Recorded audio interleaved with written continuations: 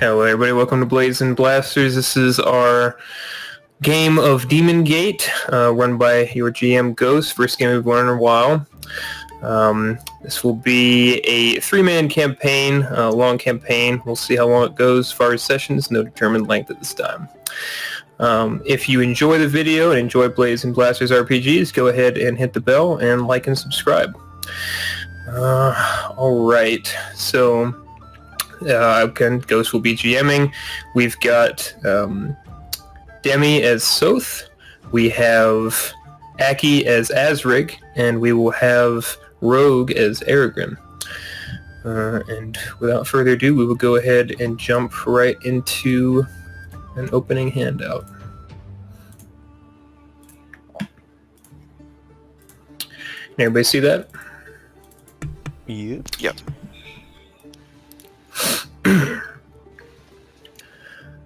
Koth is an unforgiving world. The weak do not survive in it, and even the strong serve the strongest. But nowhere on Koth is more brutal than the deserts of Sundered. Horrible creatures, ruthless raiders, slave traders, and mysterious lords leading the great coastal cities. It is a region without unity. Without unity, there can be no stability. Without stability, there will be no peace.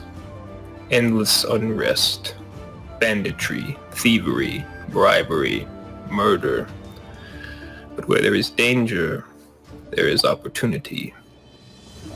Unexplored tombs dot the dunes if you have the patience to find them. Great beasts exist that need slaying for fame and fortune. Political bodies formed of blood both blue and red welcome newcomers with open arms should they have something to offer. Not without daggers hidden close behind their backs, of course. In a land of many dangers are many rewards to be had for those with the stomach and will to bear what consequence accompanies them. But none of that matters for you. The chains dig into your wrists and ankles. The sand bites your toes. Is it the sand? Or perhaps some critter skulking just under the top layer? What difference does it make? It is pain. You have all come into the pleasant company of slave traders.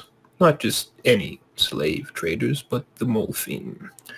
It is said the Sharfine are proud, honorable folk, and that the Molfine are their cousins who are anything but. Some say they live under the sand, shooting up with clawed fingers to grip at the ankles of merchants and warriors to strip them bare of all belongings. Even your soul has a price, and whatever it takes to break it, the Molfine will pay. A meat sack that does not complain is useful fodder for their endless pursuit of wealth and power. Will they break you? Or will the snapping of chains begin your ascent to glory? Let your story unfold in the sundered sands of Sundered.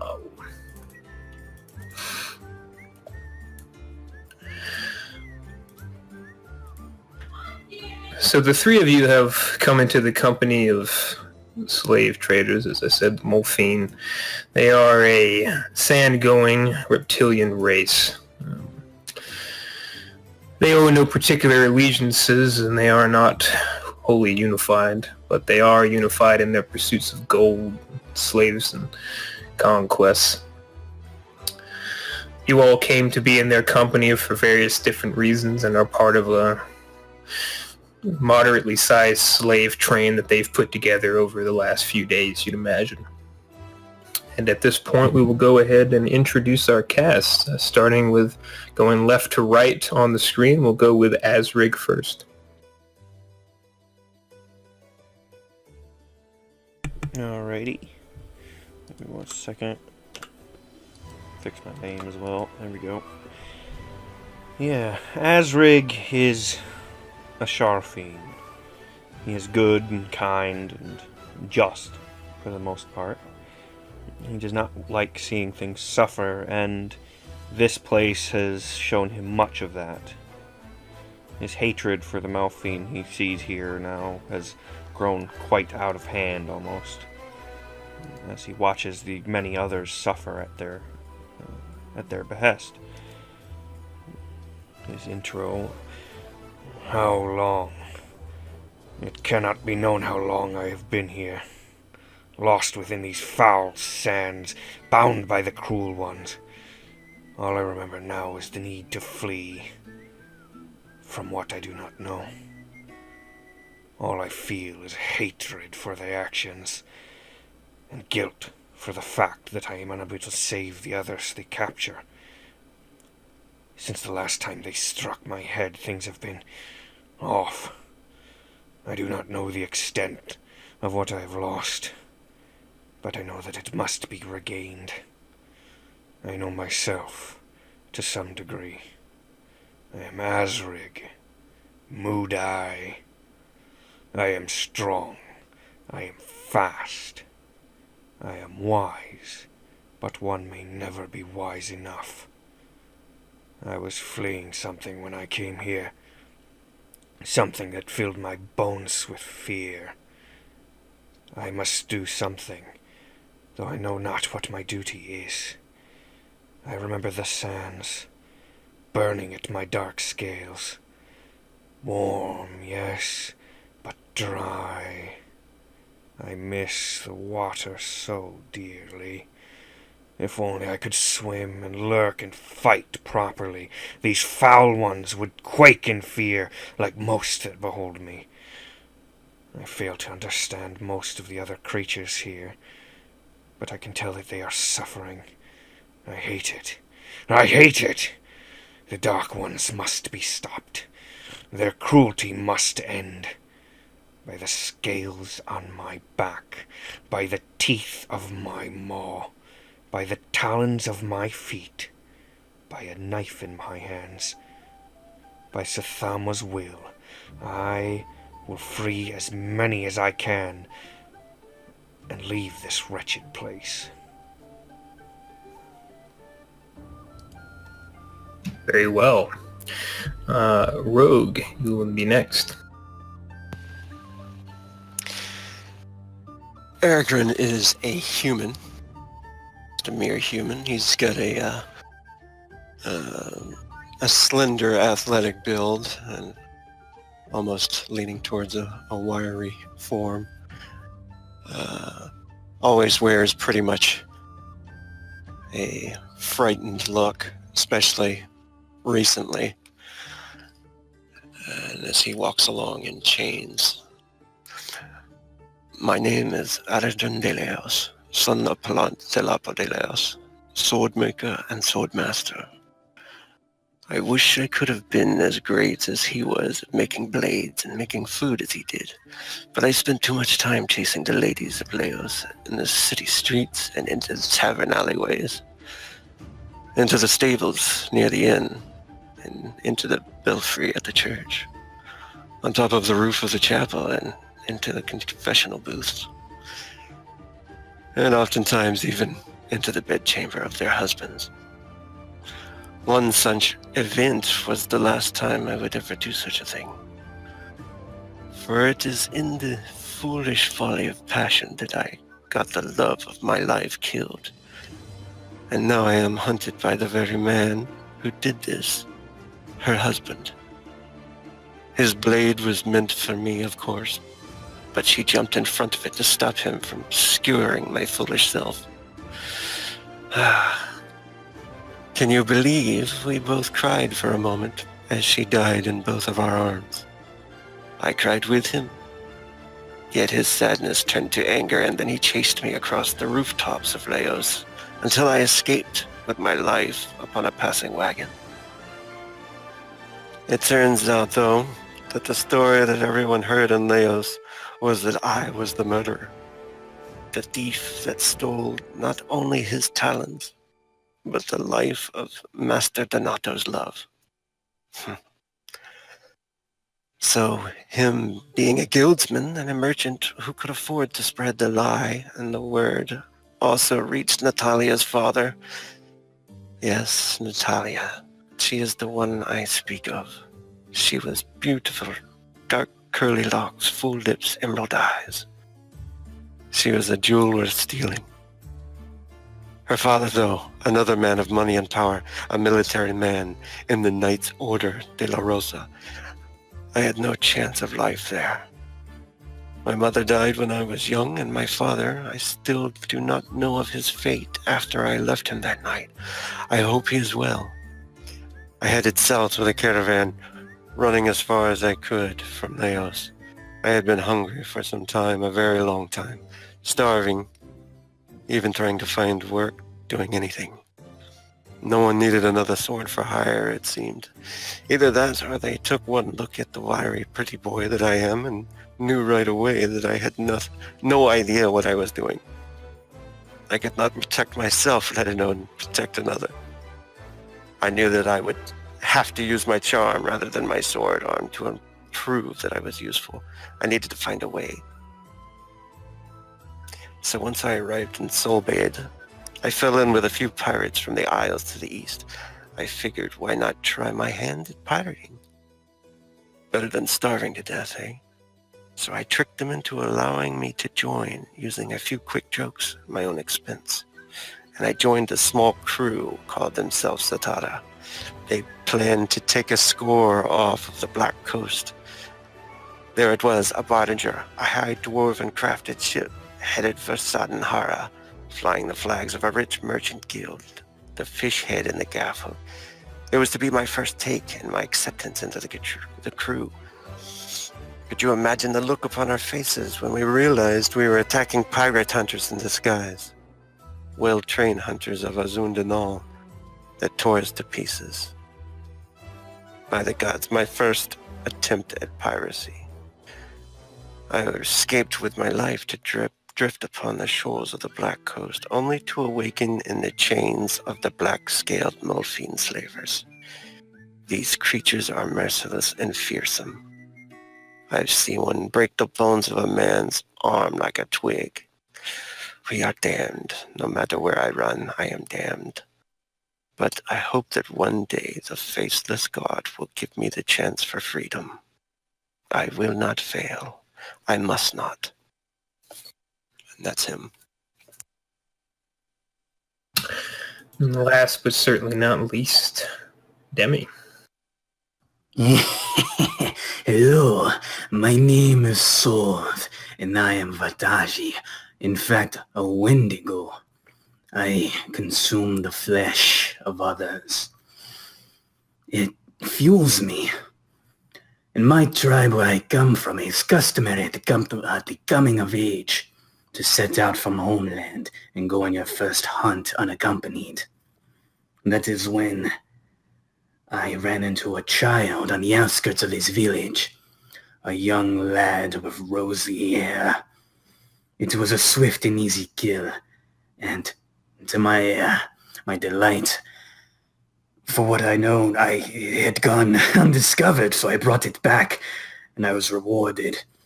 I was finally accepted amongst my people, but unbeknownst to me, another saw of my kill, and they reported it to the village elder, a man who I still see now in my dreams, in my nightmares, a man by the name of Balthazar von Alva. For the boy I had slain was his youngest son. And ever since that day, the von Alva have hunted me. That was 113 years ago. Their descendants and allies, never-ending waves. I am always in hiding, on the run. Their enemies are behind every shadow. I needed to learn how to survive on my own, how to skulk in the dark, to go unseen. I fell in with some of the rat kind. They do not taste very good, so I managed to befriend them. I learned how to sneak around a bit. It was very useful. I also picked up a bit of their tongue. Along my travels, though, I found that I was not very suited to combat, so I went to the Towers of Thied and learned the ways of the summoner. Now, I am never alone. Now, I always have an ally with me to accompany in combat. It is my goal to slay all those who align with Von Alva and free myself from this endless hunt.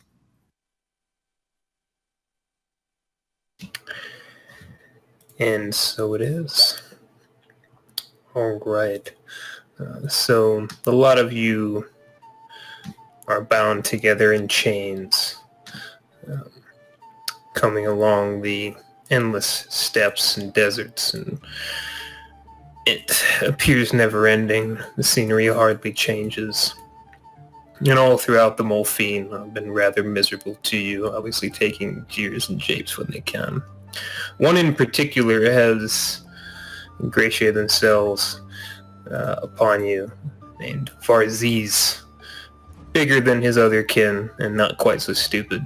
He wields a whip, and regularly uses it to strike you if you are moving too slow for his taste, which is pretty much all the time.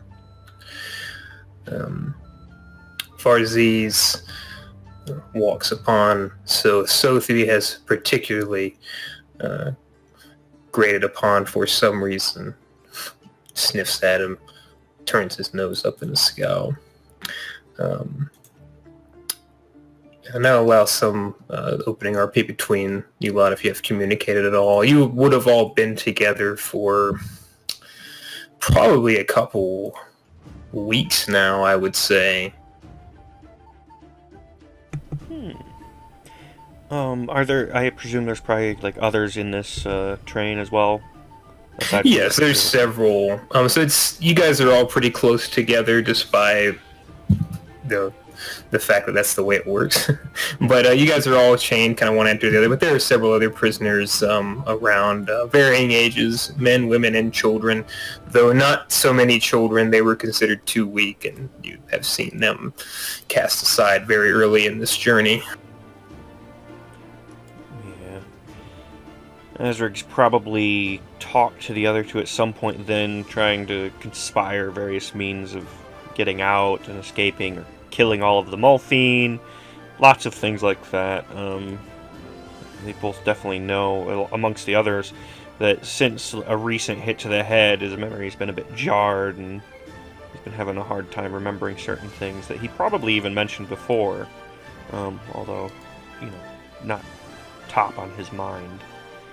As he's been kind of since waiting and watching, very much so, looking for opportunities, as he is now even particularly beaten and battered by the Molfine for their hatred of him as a Sharfine.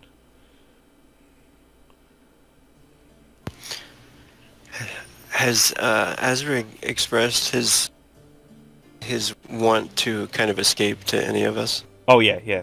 Probably multiple times before. Which is why he ended up getting particularly beaten bad enough to jar his memory. From like talking too much or something. Yeah, he wasn't exactly trying to hide it. What about, what do we see on the horizons? Is there any, like, are there any mountains or rocks anywhere? Kind of further ahead, there is a rather large rock solid kind of outcropping you can see. Again, it's a decent bit distance. It's within view range, but with the desert, clear sight lines doesn't necessarily mean something's close. Yeah. And do we have any idea of like where they might be taking us right now, or? You might have overheard. If anybody who's interested in that can kind of roll, I guess, a perception. Yeah, let me try that. Yeah, Ezrig's definitely trying to get as much info as he can. If you have observation, you can roll that instead. Nice. Or listening would be better. Observation's more eyes, listening is ears. So what would I do for that? Perception, or if you have listening, you roll listening off your skill sheet. Okay, yeah, he doesn't have either of those skills. Do I just roll the stat then? Oh, perception's attribute. Attribute check would be perception. Cool. Yep. Sweet. Let's see. Oh no. He really so took Ezra has no idea where you're going. Yeah. Aragon, you So, I'll give it to Arrogant to see it the highest. So Arrogant, you would have overheard sometimes because the Morphine aren't particularly quiet. They don't have any reason to be. You're their slaves. So you've heard some chat and talk about how things have looked really promising from the mines.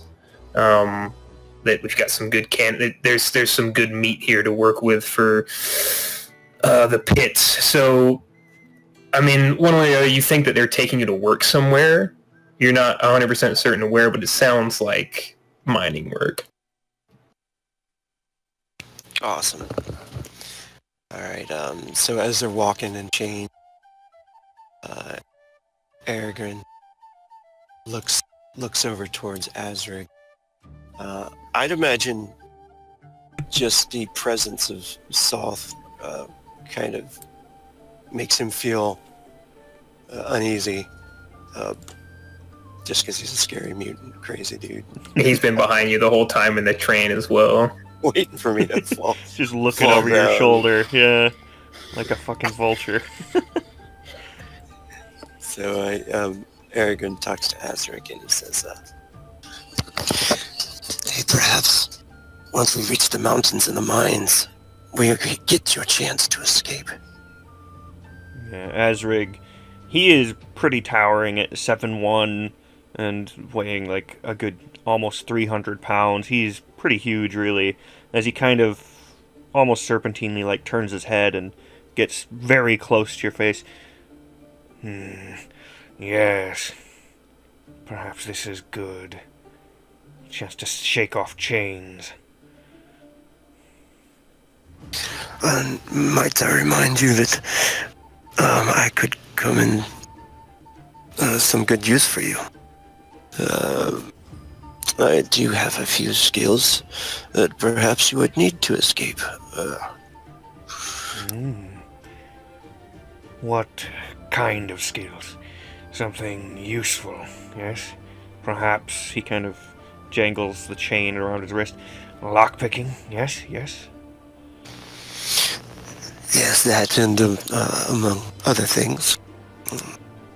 If you need somebody sneaky, perhaps I could help you in that area.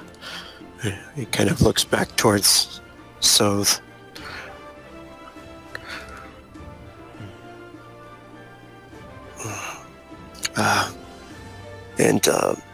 But when it comes to the fighting, I should leave that to you. Yes. I will do as much as I please soon. He kind of looks. I'll have my Tessin back too. Bastard things. Wretched Mulfiend. I'll see the lot of them ended. But yes. As you guys are talking, Varziz, he kind of perks up a bit and sees you two mumbling, and there's this very toothy, malevolent grin on his face as he kind of walks about next to Osrig and Aragorn. Ah, cousin, you speak of escape again, I'm sure. Yes, of course. Escape from weak, pitiful Mulfiend. Who is weak but the one in chains? And this soft skin. He pokes Aragorn with the whip. You think this one will help you? Kill Vaziz? No, it is weak. But Azrig does not need help to kill you. If you would have killed us, you would have done so many moons ago, Azrig. Patience, Vaziz. All things in time. He grins as best a reptile as him can grin, bearing a rather razor maw of teeth. Even for, like, other Sharfine, he's pretty bestial in comparison. Aragorn puts his head down as soon as the other Amalfane shows up. knowing that guy could break him in half. Barzy sniffs the air deeply. I think Vitagi is getting hungry. You keep running your mouth, Blueskin. I might have him feast on you if he can bear the scales. As if it could get through them. You would be surprised by what I can get through. And I'll give you a nice toothy grin. Then put grin to use. He kind of nudges his head towards Aziz. When time comes. Make your plots, Blueskin. No one gets away from the deep mines. And with good reason. Barces will take his leave, moving ahead of the rest. So what would we know of the deep mine? Probably not a lot. I don't know how long. I mean, if you feel like you've been in country for a while, you can roll an intelligence check or history check if you have it. You might have picked up something. Yeah, I don't feel like Azrig, memory loss aside, would probably have researched all that much about the area, ever.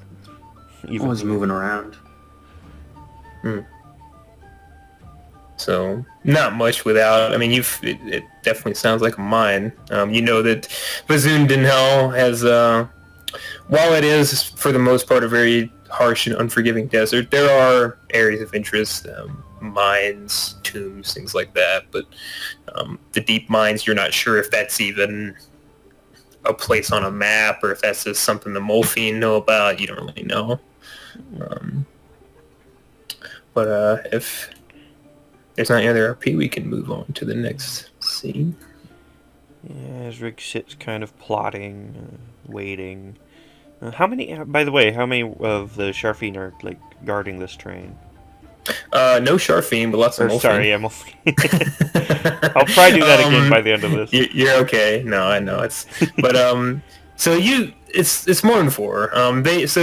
Yeah, figured. I would say probably 2 to every prisoner. There are about 8 prisoners, so they don't mess around. They've been. You get the impression that they've been doing this a long time. Makes sense.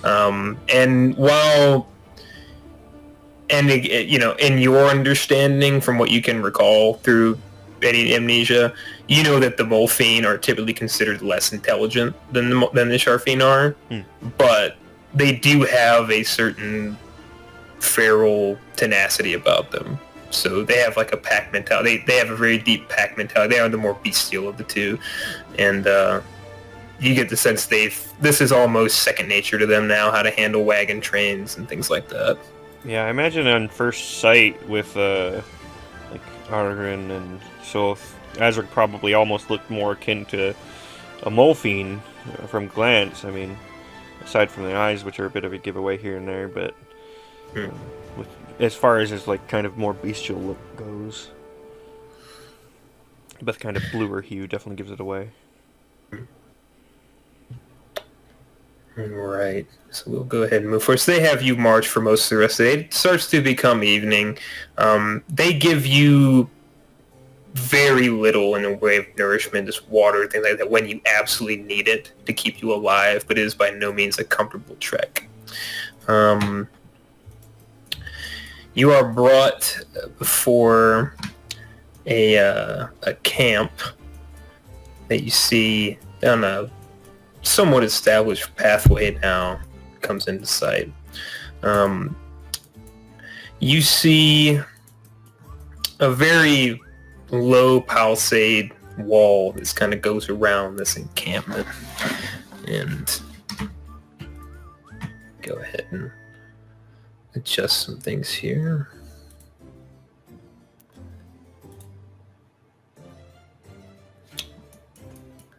Oh, did my dynamic lighting not save?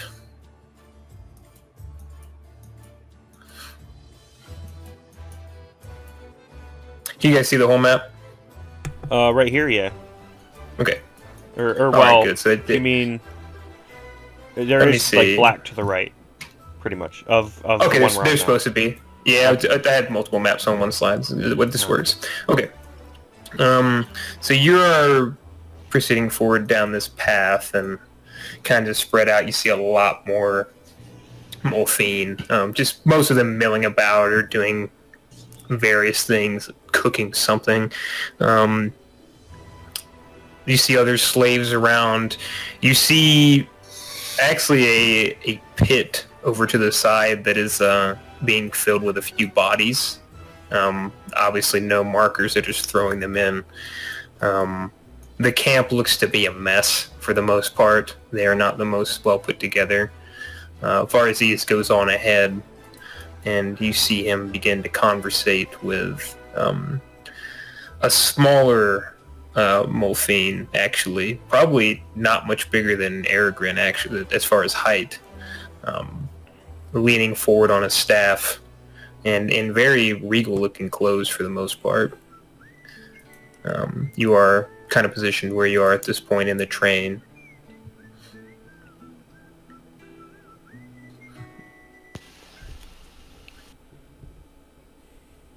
Oh, man. Yeah, this is an opportunity to do anything or review anything if you have questions for this point. Yeah. Azric is definitely kind of taking in the whole area, getting a good idea of the layout. You said there was a pit where they were dumping bodies, or is there anything else like around similar? So the Molfine have their little setups. There's a couple little like fire pits and things like that where they're cooking things or, fixing weapons, sharpening them, grindstones, things like that. It's not a massive camp, but there's a pretty sizable amount of them. Do they have anywhere in particular where they look like they're working on weapons or storing it, armory style? Yes, so through this part, if you can see that kind of cart right here, that is actually where the grindstone is. That Molfine is sharpening a weapon there. It looks to be a hand axe. Interesting. Is there any one of them in specific? Is like Valzar the one that's holding the keys, or is there another turnkey or one that's... Varzies has made it abundantly clear that he has the keys. You have seen him parade around with this, making a show of it that he basically owns you. He has had the keys. Man. Yeah, I bet you were not hoping for that one day. Of all of them. Every one of these guys has more hit points than me. That's fair enough. It's scary. Oh, Jeffrey, you guys can see that, huh? Oh, Fair I can't enough. see their hit points or anything. Okay. Oh, You man. probably have GM, You can because you're GM. Yeah. Or no, because you have creative privilege. That's fine. I mean, it doesn't change anything. You're correct. Good to know at least. I mean, yeah, at least, oh I yeah, gotta you keep can't that switch to quiet. player mode. That might do it. I gotta Yeah. keep that quiet from now on. But You're fine. I trust you. But yeah, no big secret. They were all more powerful than me. I'm gonna wait. I'm gonna wait for my chance. Like if they're gonna put us to work in a certain area, or yeah, I'm gonna wait for my chance to kind of.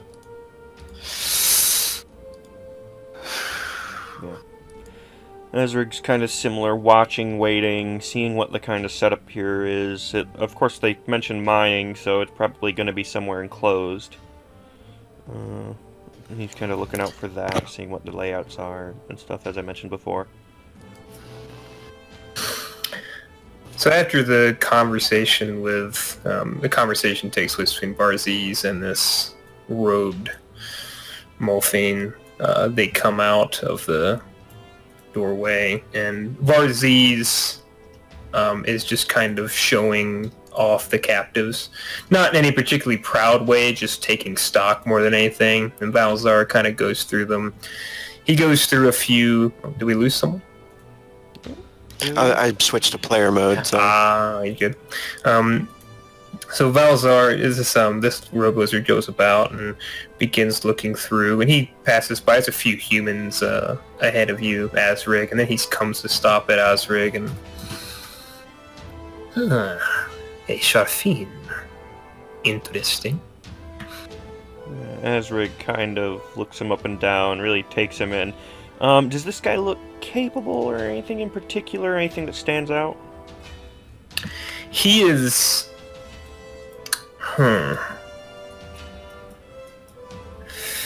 Go ahead and roll. So what's your usual perception? D8, I believe. D8. Roll a D10 because I'd say you're more familiar with the lizard folk, so to speak, the Sharfine and Molfine, and it's close enough to where you can kind of read body language better. Quick? Yeah, you should be able. You should have a dice table you can use. Oh, I see. Cool. And then you should be able to D10 it. Ooh, very nice. Thank Rogue for that. 5. I'll give it to you. So he's definitely very short in stature. Like I said, he's not much taller than Aragorn. He's about the size of just a normal human, but he very clearly seems to be in charge. So they're all very deferential to him, I presume, kind of. Yeah, Varzi's half bowed to him when he approached, and other Molfine that were walking about made way when he was walking through. Is he carrying any kind of weapon? He has a staff. That is it. It has a crystal on the end of it. Ooh, my. Yeah, Asrig really kind of looks the guy over. And then, kind of not really trying to, like, stay back or stay in position or, straight and narrow or anything. He's just kind of reaches in a bit close with his head, like, really looking Valzar over. You are important, yes? More important than most. And Valzar actually reaches out and like squeezes your bicep a bit. This one will do well in the mines. And looks at Varzi's.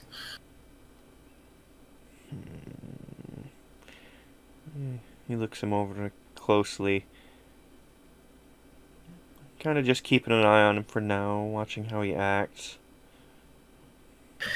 He looks back. From where do you hail? Are you from the homeland for your... for our cousins? Azra kind of ponders for a second. Kind of, again, that kind of lizard grin as best he can. Showing off his toothy maw. Yes. I am. And he's like lying, but I don't know if is there anything particular? You can roll a deceive if you want. If you have deceive, if not, just roll charisma. Charisma, all right, yeah. Yeah, he's like super obvious in pretty much everything he does. You guys would know that his behavior is odd at times, really open and honest, and like really doesn't really understand the concept of hiding something that well, other than the basic idea that you say something that isn't true to like get something over someone.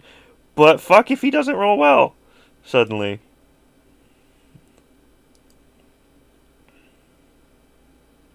He makes it sound good. Yeah, he doesn't seem like he picked up on anything. Interesting. Scratches his chin. How unfortunate for you to come into this place. Very well. We will make sure to get good use out of you anyway. He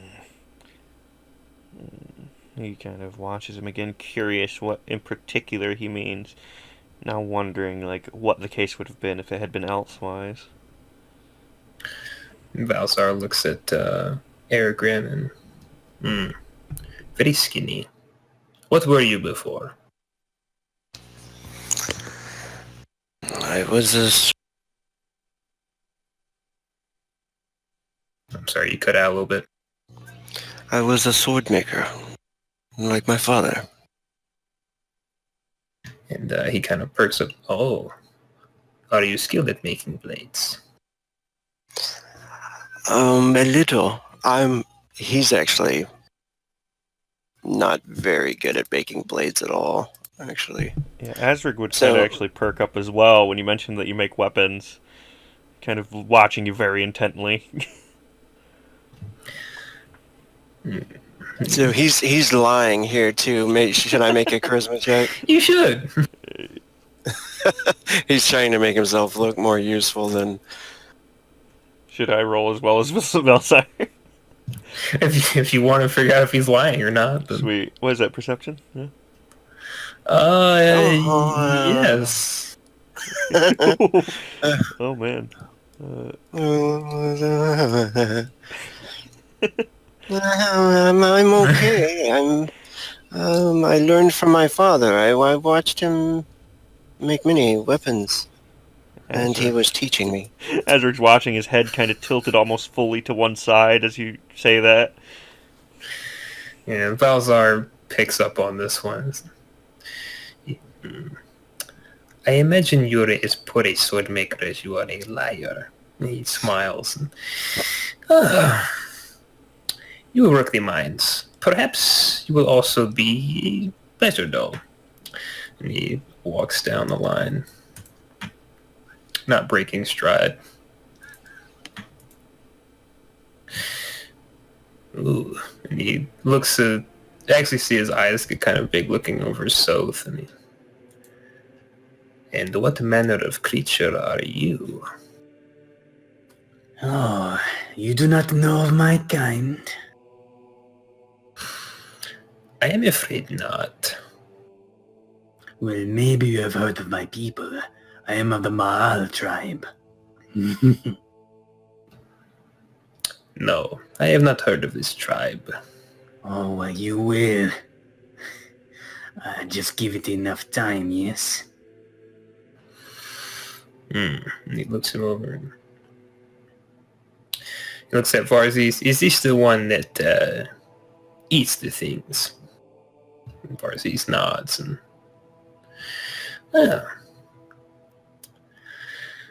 Have you eaten any corpses at all in front of them or consumed any flesh? Did any of the slaves drop dead?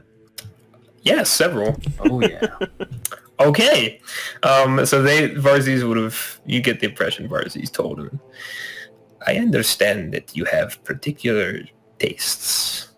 This will be useful in the days to come. I am more than just that, though. Oh? Yes.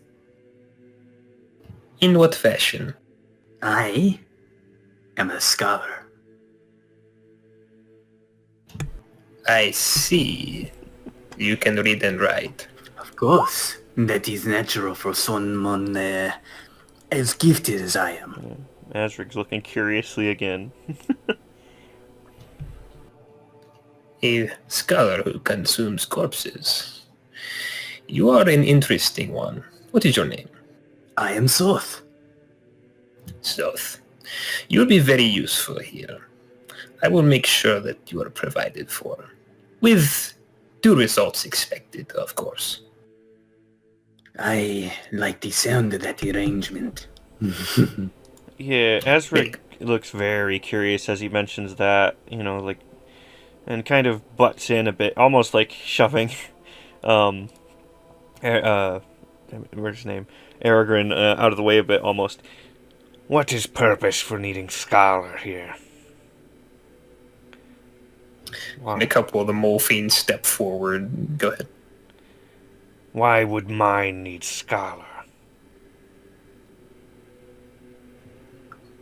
Balzar looks at Azrig and smiles. And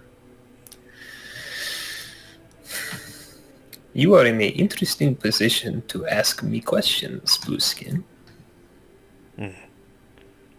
Azric nods. And Varzis and another Molfin had stepped forward with the Molfin with his blade, Varzis with his whip, and Balzar holds his hand up. Perhaps demonstration is better for you.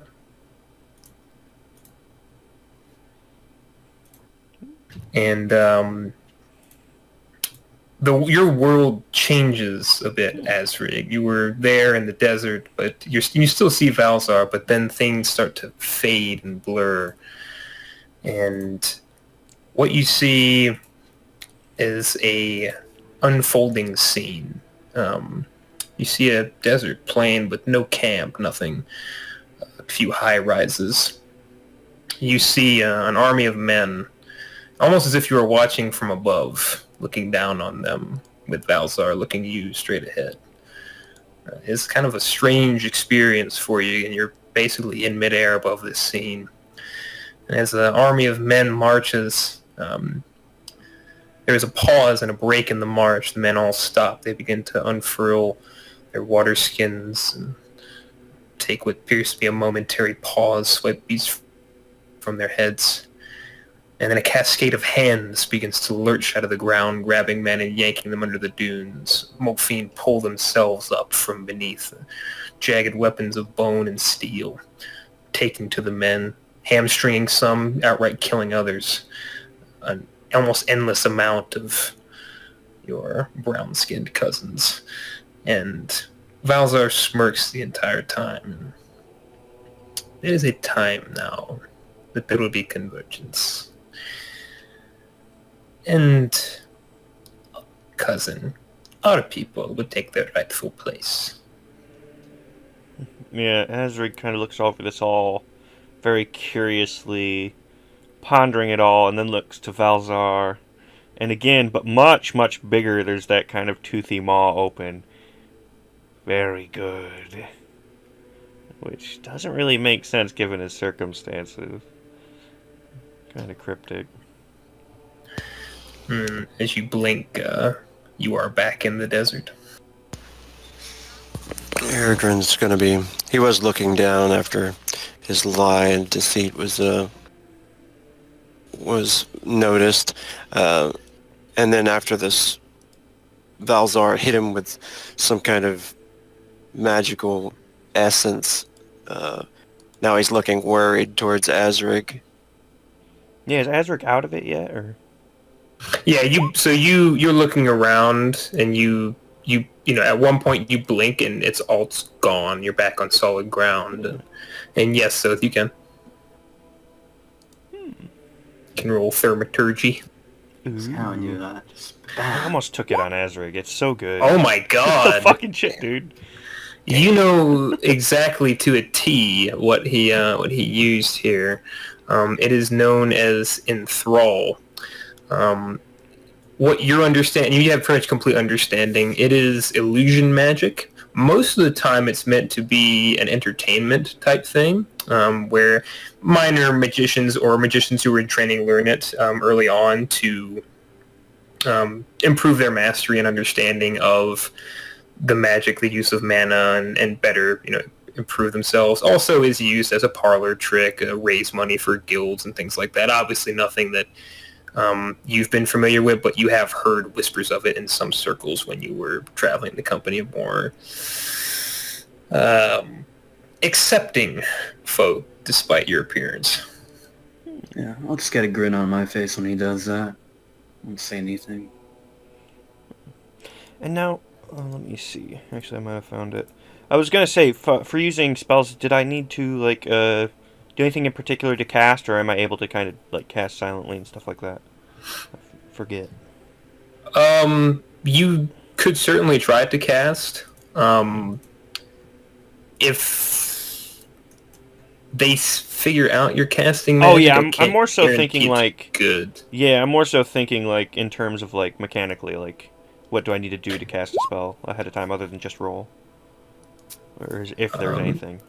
No, so it's basically just whatever you want it to be. I'm not really gonna. I think some things might have you have to do somatics, and I'm not gonna make you. If you, however Azrig casts is fine. Whether it's somatic, verbal, I'm not gonna make you do components. Just whatever you would say. Okay, cool. As long as you have the mana for it. Sounds good. If you don't have the mana for it, you're using 2 hit points for each point of mana it would have cost. So keep that in mind when you're casting spells. Yeah. For sure. I think it's similar with Chi, right? Once you go below a Chi, I'm not so... I need to look more at Chi. I haven't had a lot of Chi experience. I'm not a very chill person, but... yeah, I would say that... Yeah, so... I would say to watch out for that as well. I think it can wear you out also if you go over your chi. Cool. Sounds good. All right. Anything else for this section before you guys get put to work? No, not for me. Yeah, Azrig's good. He's kind of now taken in the fact that Valzar is definitely a spellcaster, with great glee. So.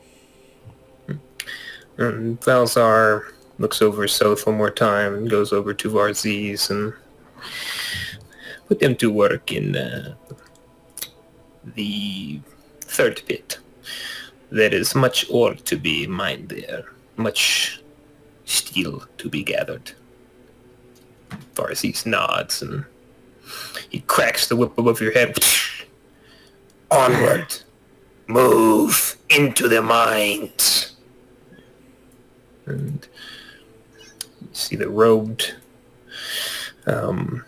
Molfine. He gathers a couple of Molfine, and you actually see him begin to depart as you're being led in. Interesting. Yeah, I imagine Azrig is kind of pulled along by the others more than anything as he kind of realizes he has to get a move on and kind of just follows quietly. Again, watching the other Malphine sharpening that axe quite intently. So the three of you are led into the mines. It's dark, cavernous pit of just very dim lighting, as the Molfine don't particularly need it, and they don't care for any of their prisoners as far as their sight. Torches are laid across the interior. You are led through several sections with many workers working. Some of them work to the bone, literally. There are some who have horrific injuries that have just appeared to have been just glazed over with minimal, if any, care. All manner of people, Vitagi, the occasional Mentep even, mostly human, but all in all, slaves. You're all brought to a cavern section. There are several other slaves that are put about in various corners. A very large contingent of Molfine are in this area, and a large crate is a centerpiece to the room here that a Molfine is kind of standing guard over in that direction. You are all bound together by the ankles. A couple of Molfine come forward, one with no weapon, the other two with blades in hand. And after getting the key from Varziz, they actually unchain your hands. And there is a stack of pickaxes here. And the Molfine who unchains you. Varziz says, "You work, you mine, go do now." Yeah, Azrig's pretty happy with the fact his hands are unbound. You said our ankles are being left on, though, yeah? The three of us in particular? Yeah, the way they have it set, they have kind of locking. It's actually a very intricate system. You don't think the Molfine developed it, where it's each chain is kind of independent, but it can connect to other chains. Oh. And they have it set to where, so they brought these other slaves in with you, and they just disconnected them individually or put them with twos, and they just kind of leave you all chained together. They have a couple different people chained together. You imagine because you lot look a bit more capable, they're taking a lot more time they're taking a lot more care with your bindings to make sure that you are as incapable as possible. It makes sense, yeah. Is Azrig at one end or in the middle? He is in the middle. Interesting.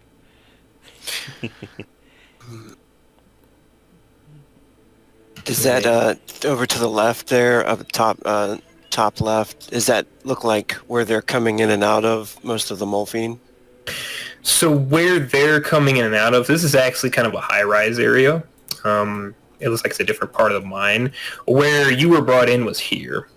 And it's not difficult to remember. There's a couple lines here and there, but it wasn't particularly difficult to remember. I wouldn't make you roll anything to memorize the path. It's very few turns. It's very long passages. Yeah. Okay. Aragorn looks over. Well, perhaps we should get to work. Yes, work for now. Wait for a suitable moment. Aragorn starts to shuffle and grabs his pickaxe. Yeah, Azra grabs one of them as well, looking over. How sturdy is the actual pickaxe? It is a piece of junk. There's a pile of pickaxes because they expect you're going to burn through. You figure they don't pay much mind to the maintenance of them. Yeah, Azra picks up 2 of them then. So you all head over. I was going to ask you, here. Well, what is in the... Is it completely enclosed? It is completely enclosed. You are not certain. We're not certain yet what they're mining, what they're happy about. Yeah, you're not sure what that's about. Go ahead and make a perception check if you'd like. Cool. This is going to be for a couple things, depending on what you hit. Boop.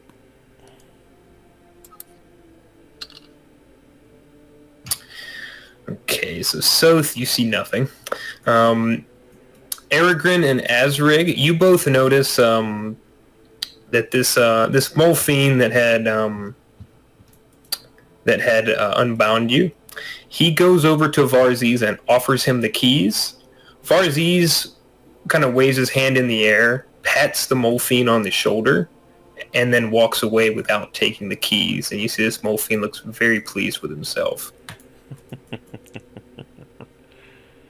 Oh, that one has the keys now. Yes, very good. Weak, soft Molfine has keys. I thought all the Morphine were weak and soft. Yes, exactly. Are you not one of them? He tilts his head to the side, again, almost all the way. You insult me. You look the same to me. I am Sharfiend. Good blood runs through my veins. Not Good foul blood, like theirs. I hope to see your blood, yes? Probably see much of it when I kill them. Do they not like you? He very quickly, serpentinely twists his neck back around, and the body kind of follows almost towards Aragorn. Yes, they hate me much.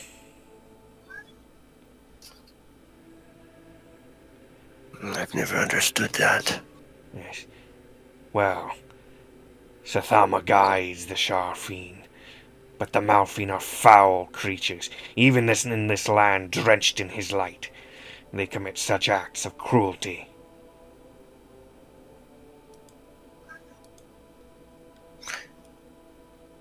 Are you from a different land than they are?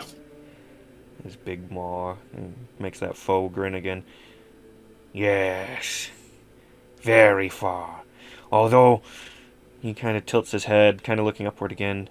Cannot remember which. 2. Only half memory of 2. Not sure which, though. Humans. They treat other humans the same way because of the color of their skin as well.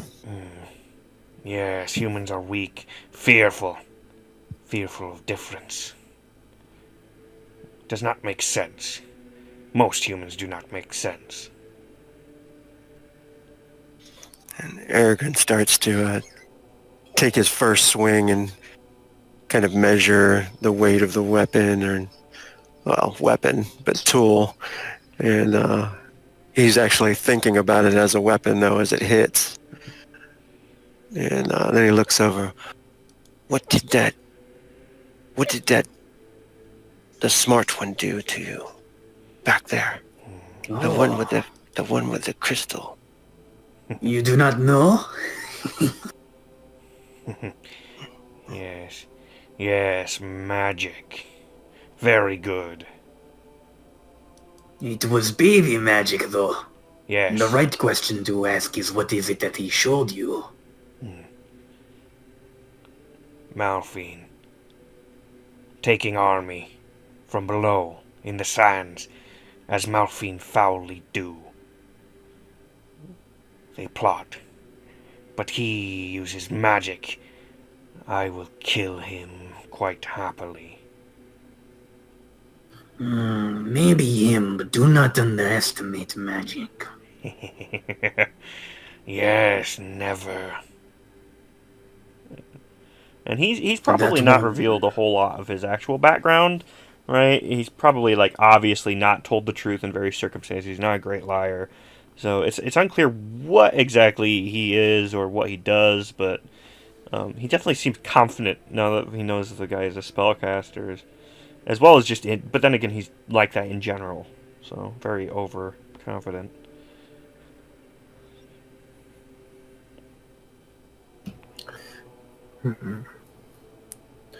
Alright, anything else here before we move forward? No, Azrig kind of raises the pick now, curious, and just swings it very heavily.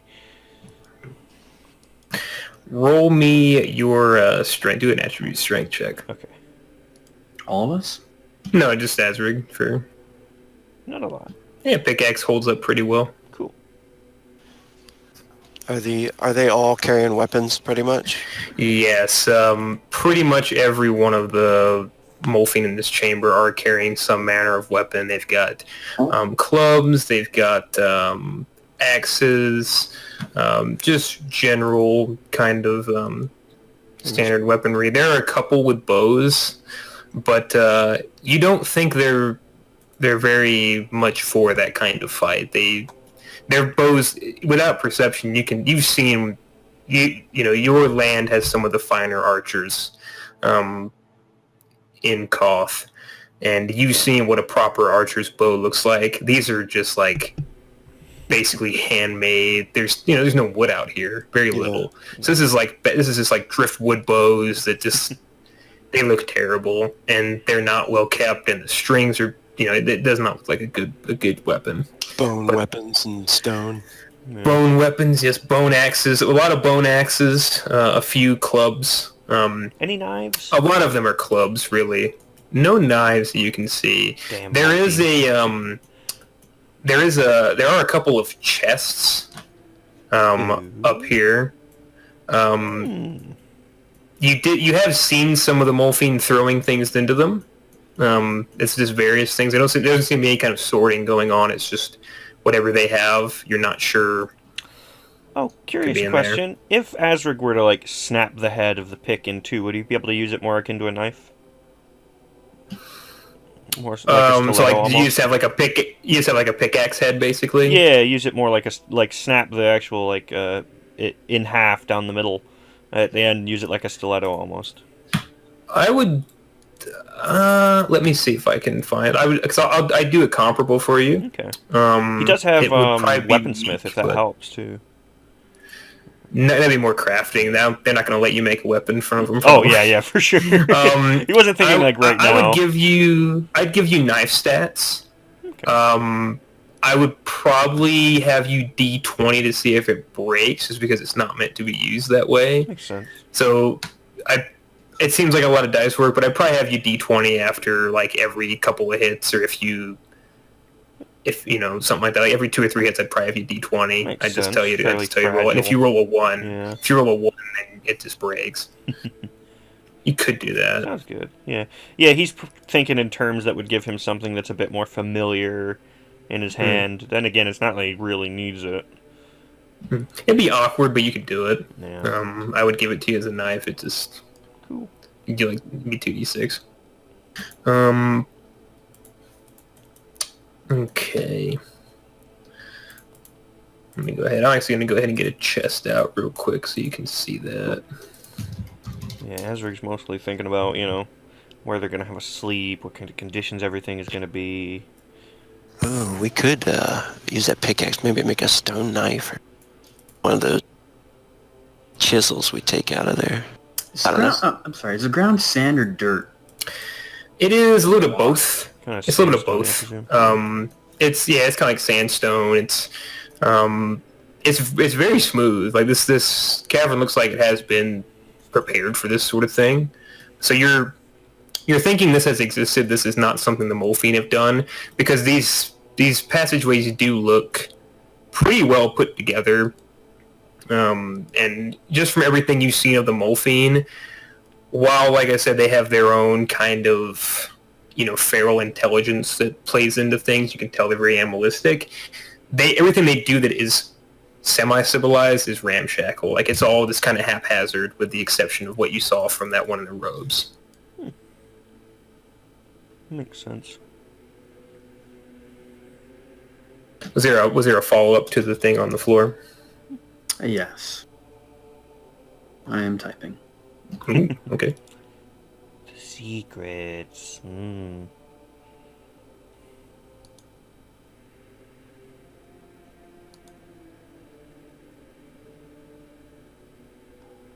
You guys can talk while I'm typing. Yeah, I mean, if you guys have anything else, otherwise I'll start moving it. Yeah, no, Azric is pretty well set. He plans on kind of scouting their full condition for a day or two, even maybe, to really get a full idea of the area. Aragorn was thinking of talking to Soth, but I don't think he's going to yet. Kind of concerned about the whole flesh-eating thing, maybe.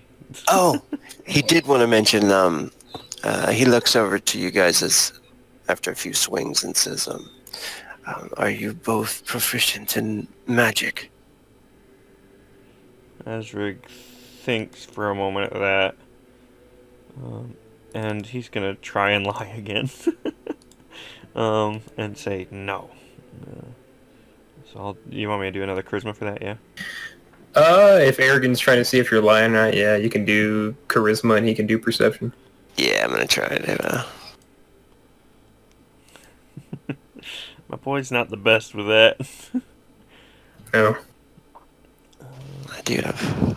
Yeah, he's totally bullshitting. Cool, that was one of my dice, yeah. Yeah, it's, you can tell he's not being honest. Aragorn kind of smirks a little. Looks over towards Soth if he's going to answer him or not. What a peculiar question. Why is it that you are curious? Perhaps you could use your magic to help us escape. Magic is very complicated. There are many things that can go wrong. So, we will see. Aragorn nods. Yeah. Azric kind of just takes it all in, watching Soth, as if, oh yeah, it is weird, yeah. Like, very obviously, like, hoping people didn't catch on to the fact that he's definitely a magic user.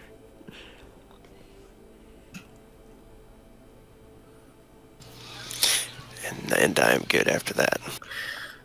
So you guys will work on for quite some time. There's no one tells you the time. You're not clocking out or anything, but you get the sense that maybe an hour or two, maybe 3 hours have passed. When one of the Molfine, this one who's on the cave, near this box, checks like under the lid, and he gets this big grin on his face, and he walks over and starts palling around with some of the other ones over here. And he then goes over to the one with the keys, pushing his way around, shoulder checking that female slave who was working there near the ledge just for fun. And they kind of talk for a bit.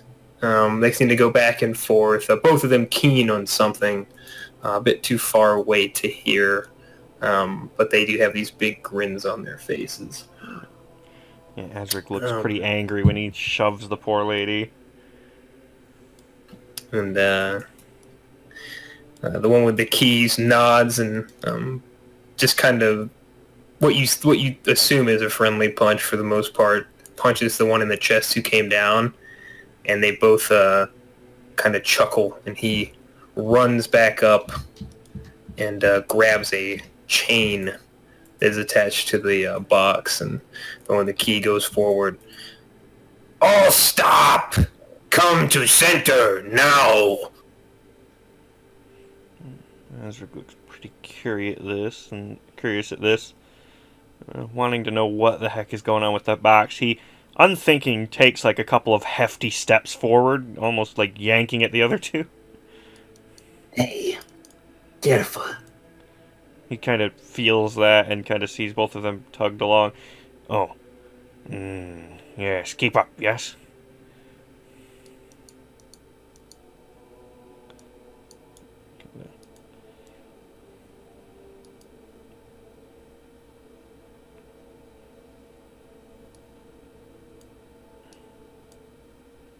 Is this a puddle or some sort? Or just rocks? Or No, it's just kind of rocks that are there. cool. Are some of these people in here, like, were they here when we got here? They weren't on our train? These actually came in on the train. They didn't spend a whole lot of time around you. They kept you guys separate for the most part. So you've seen them before, but haven't had a whole lot of interaction. Is that a human female over there? Here? Yeah. The one that got Yes, it shoulder is. checked? Yes, it is. Is she a pretty human female? Other than the missing eye, she's pretty decent looking. Azric has no concept of such beauty. Aragon's already in love. Yeah, I mean, you've all been beaten up pretty badly. They all look. This is them at their best, right? Like, this is them at their absolute worst. They're all more frail than they probably would be, like a bit malnourished, as you probably all are as well. But they're all kind of gathered. They do look all rather scared. Azric looks Nervous about around the pretty situation. pitifully at them, like very sad that they all seem to be suffering. So So the mole fiend, he pushes that guy with the beard a bit to get him away, and then they're all forming kind of a circle around, and we have nice break, bit of fun. And he snaps his finger at this mole fiend here, holsters his weapon, runs over and opens up the chest. You see him digging through, and another one comes to help him. He yells something indeterminable towards him in their very brutal tongue. And when they come back, they're both carrying a bunch of weapons and things like that. And you notice your own weapons among them. ooh, And they all kind of bullying the other slaves around, pushing them to the ground and knocking them out of the way. They throw all the weapons into the center of you all. yeah, Azric dives And, in for his Tessin. Yeah, I try to grab my rapier. Yeah, the other slaves are a bit slow on the uptake. They don't really see what's going on. They're just scared. You guys are able to all get your weapons if you choose to do so. Yeah, you guys see Azric kind of. It looks like a blade, right? But it has like multiple layers on it, and he kind of flips it open into like a fan shape, and all the ends and tips, as well as each side, is very heavily bladed. Things made of pretty decent bronze. Makes sense for a cool lizard man weapon. And he flips it Aragon- open, flicks it closed again, smiling. Aragon dives over and grabs his rapier and his bone knife and just pulls himself back up to his feet, like looking around. I don't like the look of this. And all of the mole fiend have their weapons drawn and are all watching, and one of them takes the butt of his axe and pushes this man. Pick up weapon now. All pick up. And they slowly kind of look at all. Everybody looks very confused, and they all start picking up weapons from this pile. The one with the keys looks at all. Good, yes. Many warrior ready for battle, and they all the Morphine laugh together. Now, rations low. Hunting party not come back. Obviously, masters. And he gestures to himself. Get food first. Slaves second. Maybe not so much food to go around, but many slaves to come. Second slave train be here soon. Maybe too many slaves. And he grins. And you four. And he points to the other slaves. You kill them. And he points to you three. Or they kill you. Whoever win, more food. You lose? You not need to worry about food anymore. Azrig looks kind of confused. I will not kill poor, sad, pathetic humans. Oh, damn. Aragorn's gonna look over to Azra. They might kill us. You think those pathetic things can kill us? Well, perhaps other pathetic human, yes, but not me. No, I meant the Morphine. And he says maybe this is our chance. He's kind of moving his shoulder into Azrig, like trying to watch his back as well. Doesn't want somebody to come up behind him and skewer him, so he's like maybe this is our chance. We all fight them. Yes. If other pathetic humans are not too afraid. So you see the others kind of looking around, and you know they've been desperate. You've seen them, but you see a couple of them, these two in particular, like they might want to try it. Like they look very hungry, but this older man kind of steps forward, and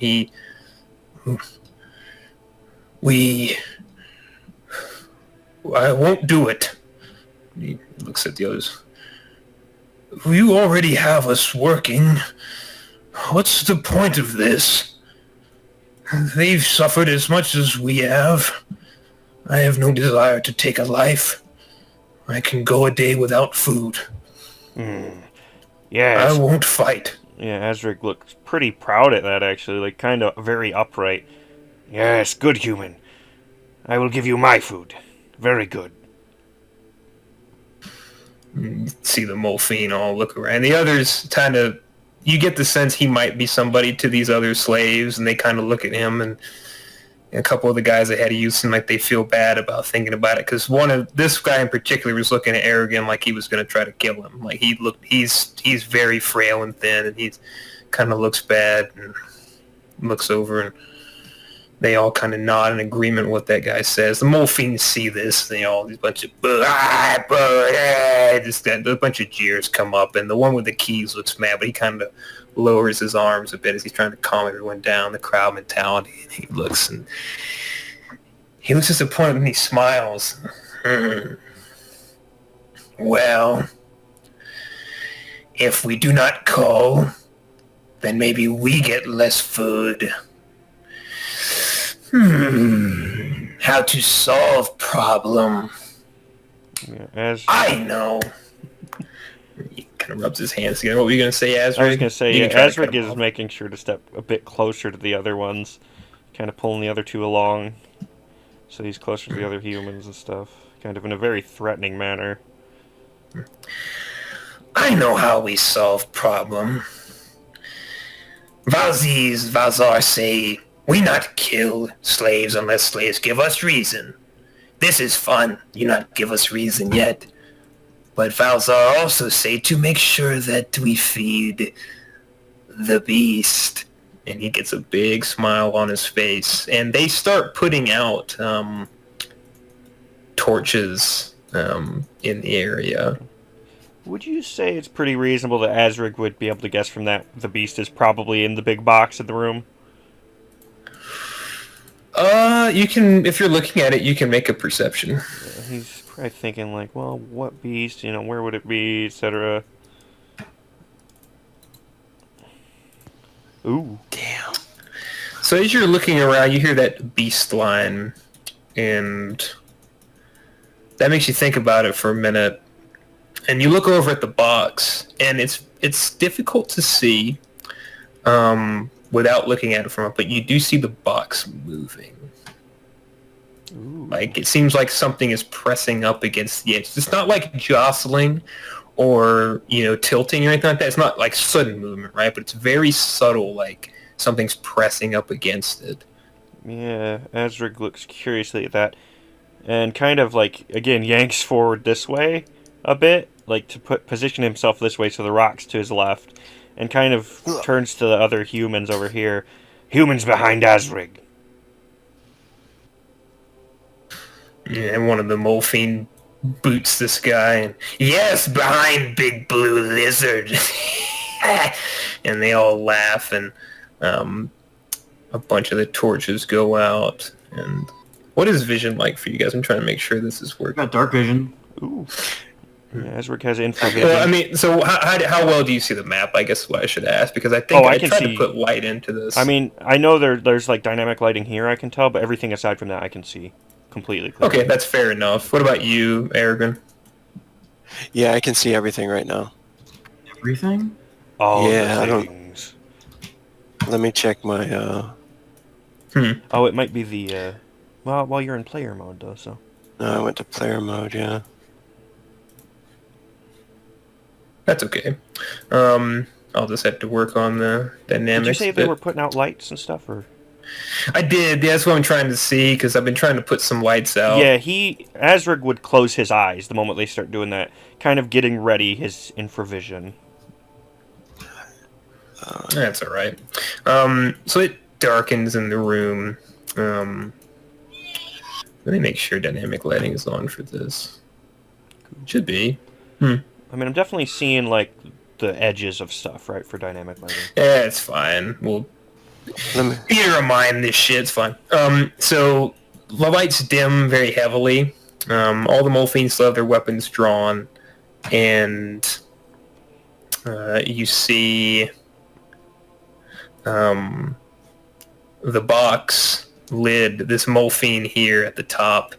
He goes end over end on this chain, yanks the side of this, coming up slowly, slowly, slowly, and the inside of the box is dark, little bits of it peeking out, and then as the box's front is lifted fully up and on top of the box, actually, he pulls it and folds it over. You see very little, bit by bit, this... You see it. You hear it before you see it. Ooh. As this Oh my god, Azrig large loves snake begins to slowly unfurl itself out of this box, and it kind of props itself up, doing that thing that snakes do if they get calmed by like music, that kind of comes up a bit onto its, folds up and comes up onto its upper back and kind of appraises all of you. And it's got, you see it's kind of attached to the box a bit, like it has like a chain around it at its midsection. And it's just kind of stopped looking at everyone right now, and the Molfine all start to laugh and make whooping noises. And now you either kill each other or it kills you. Yeah, Azrig looks... He sees the snake, right? And, like, there's, like, a few glimpses in his head of, like, things very, very far in the past, of, like, swamps and water and various creatures slithering through it, and himself slithering through the water on his own, eating such things. And he, again, is tall, stands tall very eager for this thing, remembering his love for snake meat. Aragorn is going to tell the human female, "Get behind me." Yeah, and you can pull her back. She's not giving you much resistance. And he will aim his rapier towards it and has his dagger in the other hand.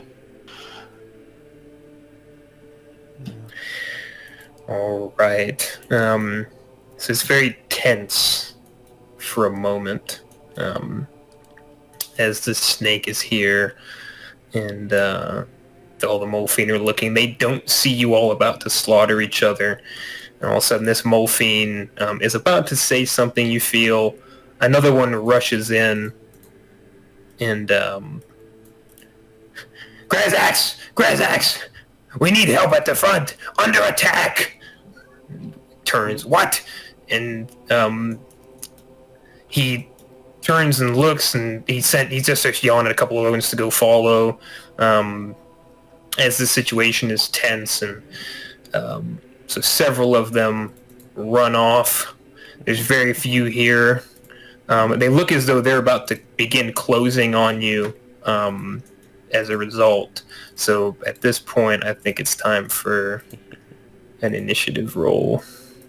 All right. Yes. Is the one with the keys still in here, or did he take off? He is very much still in here. Fucking 3. I'm so glad. 1 up, man. 1 up. Oh! Fucking hell. Arrogance ready to roll. Get behind me! Yeah, Azric is like too consumed with consuming the snake. Oh, man. Oh, which one is the one with the keys? Is that this guy here? Yep. Wait, which one? Put a little mark on him. I will put a nice mark of that because I know that's what you want to do to him. Yeah. I want to befriend him. Come on. Sure. Viridian Viper. Oh my. My boy's going slow today. He is kind of dragging a couple of people, so. Let's get something more appropriate for this music. Yay. Oh, man. Oh, I have blind fighting. And I have throwing. Oh shit, Nice. that's good. Damn. I have 2 actions. Okay. Okay, Aragorn, you are first. Alright. Since I have the throwing,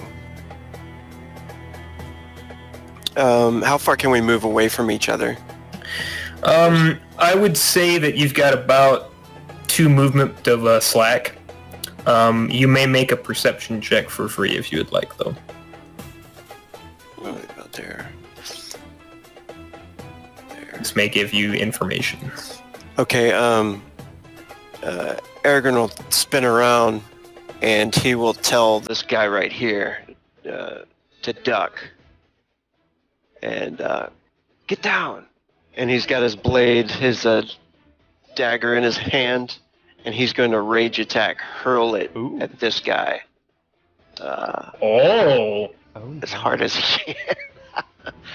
So hopefully if he hits Oh! he'll do double damage. Your boy's reflexes are not very good.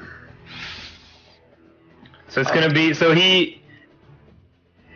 gonna be a -1 because he's I'll give it a -1. He's pretty in your way, but you can still attempt it. Okay, cool. Let's see here. Bone knife, no negative, or -1, yeah. Yep. -1. Rage attack. Heavy attack. Come on, give me some love. YOLO. Is he surprised? I would think he would be. We'll see. For perception here. He has no idea this is coming. So how far away is he? I would say that absolutely hits. Awesome. I'll give you another power damage as well because it really took him by surprise. This is basically counting as a sneak rage attack essentially. Cool. So So three. do times 3, yeah.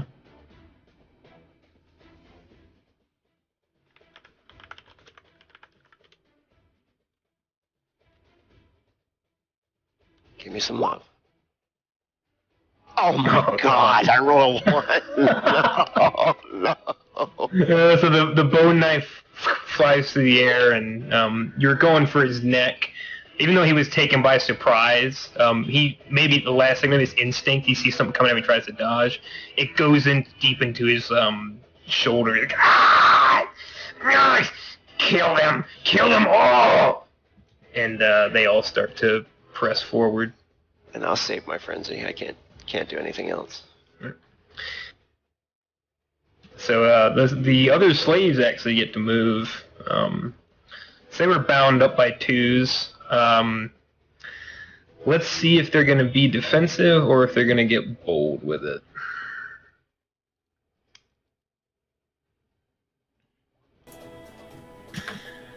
So they're looking at their options. They can either fight big lizards or they can fight a large snake. They're going to fight the big lizards. So in 2s, because they were connected, so these 2 guys kind of let each other nod, and they just rush the nearest Molfine together. And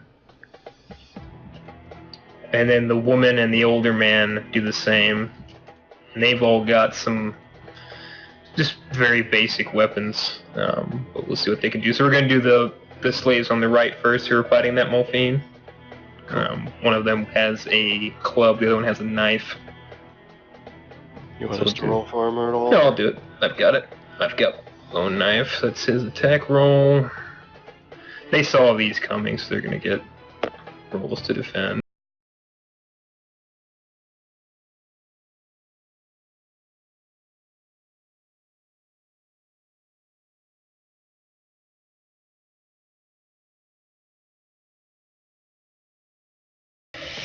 Sucks to not eat.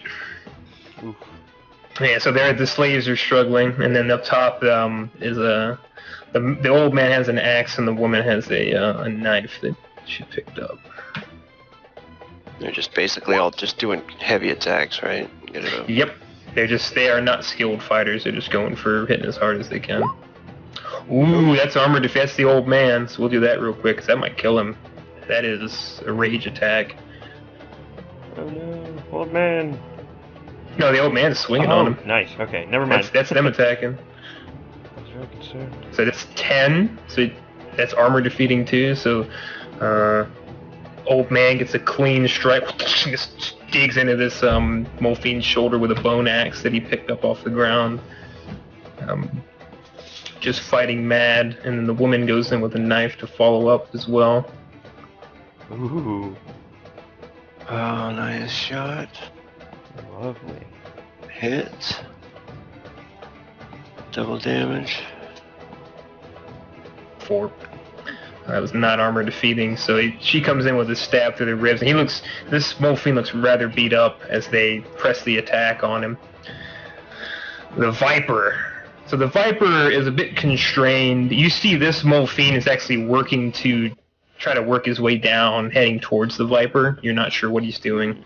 But it is able to get and close on you guys here. Pushes up.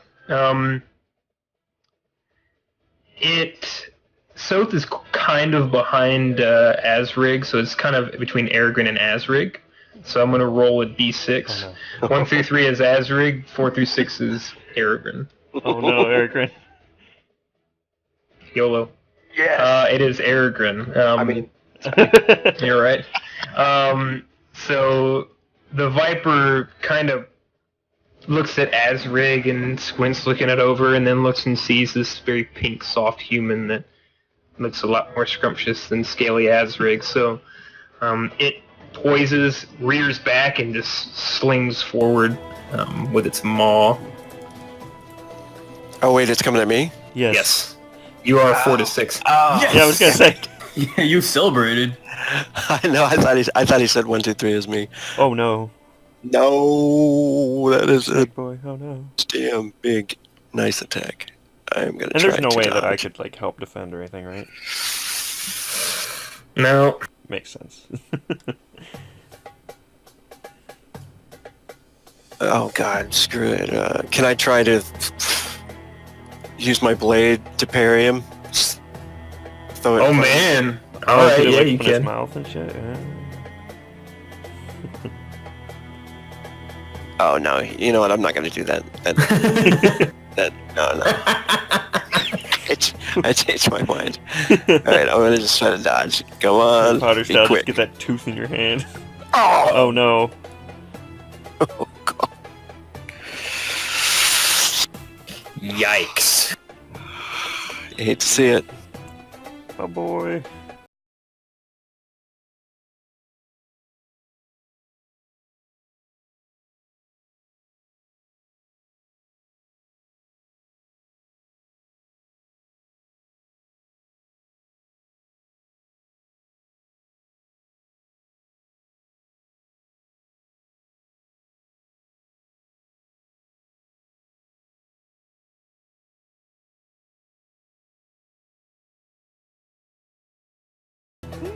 Oh, that's See. much better.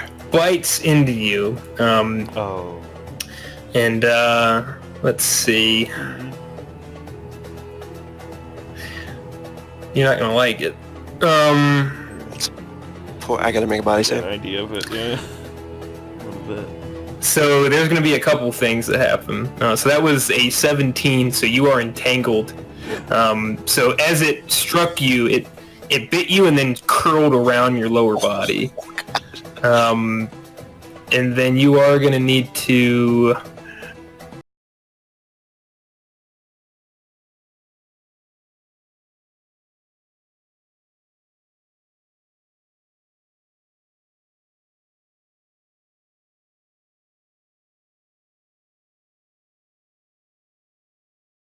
Oh. Oh no. Okay, so you're poisoned. You're gonna take 2 points of toxin damage for the next 2 rounds. Man. Only Ezra Alright, does so it. that's 9 damage total to me. Yep. Well, it's not gonna start till next round. So you're taking Oh. 10 minus whatever your reductions are, or no, you're taking 7 minus whatever your reductions are, and then No reductions. Oh, And How much do you so have? I'm down to 10. 10 hit points, yeah. Oh, that's not as bad as I thought. I know you're gonna look at it, bro. This is a slightly tuned down version of the Viridian Viper. It's from- I know, thank you. It's a baby Meridian Viper. yeah, it's a little one. It's a little one. Air quotes little. Yeah, little, quote unquote. And then The baby boys. the Viper, that was one of his. He's gonna burn his only frenzy, and he's gonna try to use Confuse on Azric. Ooh. So let me see. Sneaky snake. So Confusion. It is a mental attack that deals a single attack worth of mental damage. So it'd be unarmed damage.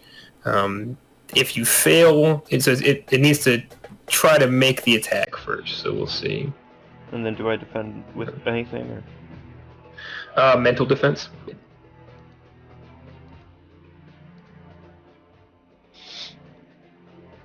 These things are nasty little fingers. Ooh. There's his. Ooh. Whew. My boy. So this snake, you see it as it's curled around Aragon, it kind of perks up. Aragon's squirming in the creature's body, so it's wrapped around him, strangling, and it perks up and looks at you, and it's strange. It's like looking at you. It's looking at very intently. Its eyes digging deep into yours, and you feel this initial sensation. Tell me how Azric overcomes that. Yeah, Azric kind of watches the thing, almost entranced by its strange gaze, but probably Solithan, maybe. I feel like Aragorn is kind of more consumed with, the snake being wrapped around him than anything, and the pain of the venom. But Azric begins to almost drool as he kind of watches the snake, his hunger kind of setting in, kind of really just focusing on that, really driving him to where he can't really bother concerning himself with the snake looking at him weird. Yeah, so it looks at you, nothing really happens. You feel like something's nagging at your mind, but nothing happens. Now is the Morphine. So this one here tries to jump down the side. So he's gonna. It's a rather steep jump. So he's gonna have to make a dex check. If he fucking falls and snaps his goddamn neck. He might hurt himself. So he falls and stumbles a bit. So that's all he gets to do this round. He'd make that jump down. These other ones see the slaves, and they're not having any of that. So they begin to move. They're not the fastest, but they begin to move down this causeway. The other ones, they retaliate against the slaves that are attacking them. No. This one goes after the old man.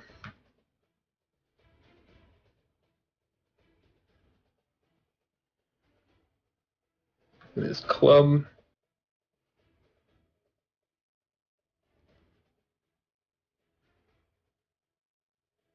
Oh man, I'm screwed.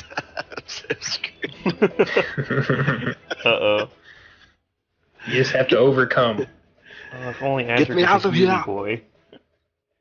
And so this Morphine smacks him with one hit, and then he'll burn his only frenzy and try to power attack the female as a follow-up with a club. Oh no. Not Aragorn's new girlfriend.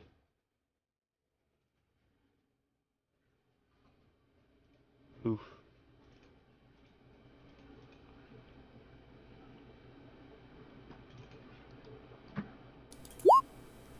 Oh my. So Oh no.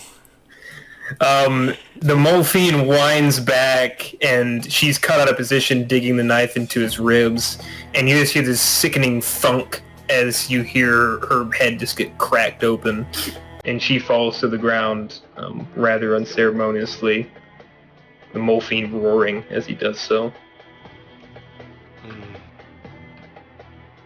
Aragorn hasn't even seen that yet. He's tripping out on Viper Snake Haze. venom. Yeah. Yeah, it's snake venom. Let's see. And then the retaliation from these other two. So the one with the knife in his chest, he swings on the nearest slave to him. He just goes free. Rage attack. Wow, these guys are doing really well. Oh yeah, I see that. I Holy see that. shit. We are in trouble. Yikes. Oof. Jesus. Very scary, boys. That slave gets knocked to the ground.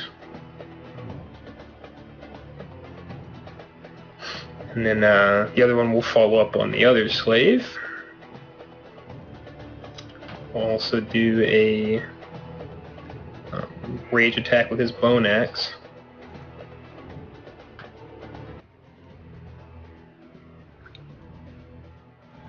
But this one's rather deft, and the bone axe comes down a bit slow as this one dives out of the way. That man with a kind of hungry look in his eyes. Now it is Azric. My boy, yes. Azric, grown furious now as he sees the humans beaten and battered on the other side of kind of the snake as it's wrapping around Aragorn. In his fury, he goes in. I think he'll do a rage attack on this snake. With his Tessin, as he kind of goes in, he's actually kind of almost matches some of the movements of the snake. His whole style is very serpentine and reptilian, as he kind of goes in for a strike and kind of flicks almost as he whips and flourishes the Tessin towards the thing. And this a normal attack, rage attack? Rage attack, yeah. Any specific modifiers or anything for that, or just? No, I think it'd be ×2 power damage if you hit, but nothing for the 2 hit right now.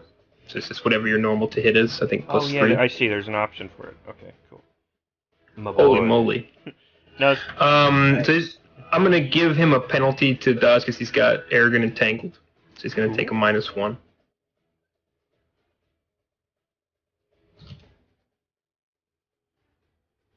You hit him. Go ahead and roll damage. All right. No modifier, and then do I just do 2 under the power? Yeah. Yep, ×2. Do I have to put in ×2 or just 2? Just 2. Nice. Describe how you one-shot the Viridian Viper. It was the 4. Oh, I didn't even get to use my cheese strike. Oh my god, look at that Fucking explosion! shit! Oh my god. Nice, it was the 4. The fucking D4s, Wow. dude. Holy shit! And then the That's double. pretty good.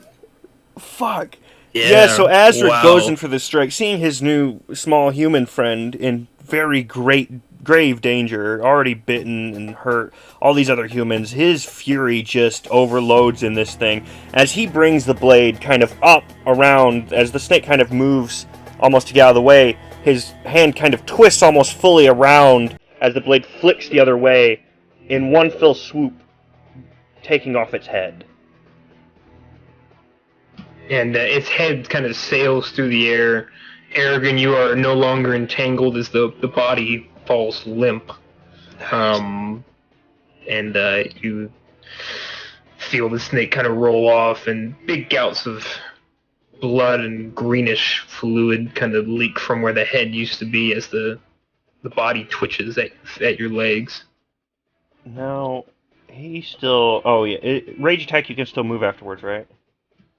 Correct. I think you still have a Yeah, you he still still have has an action unarmed, points, yeah. so you can still move. Yeah, Now, you said we had like 2 movement worth of range?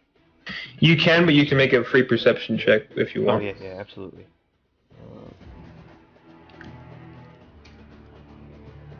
Boop. Ooh, my boy!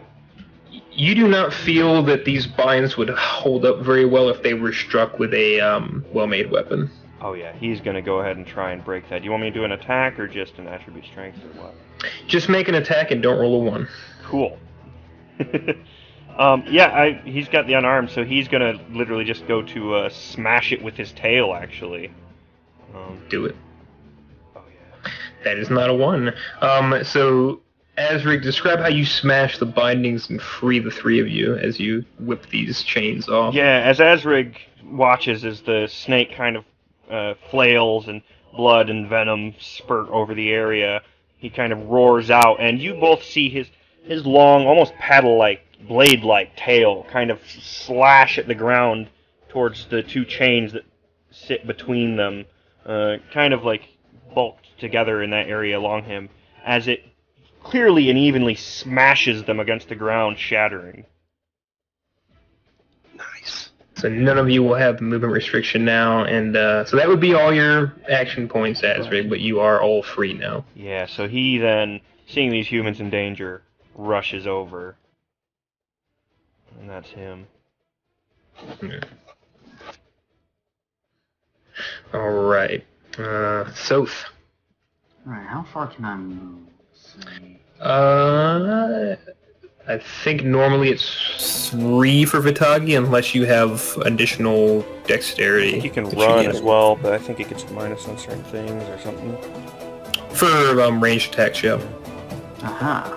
Good enough for me. I would like to run over to the place we were mining earlier.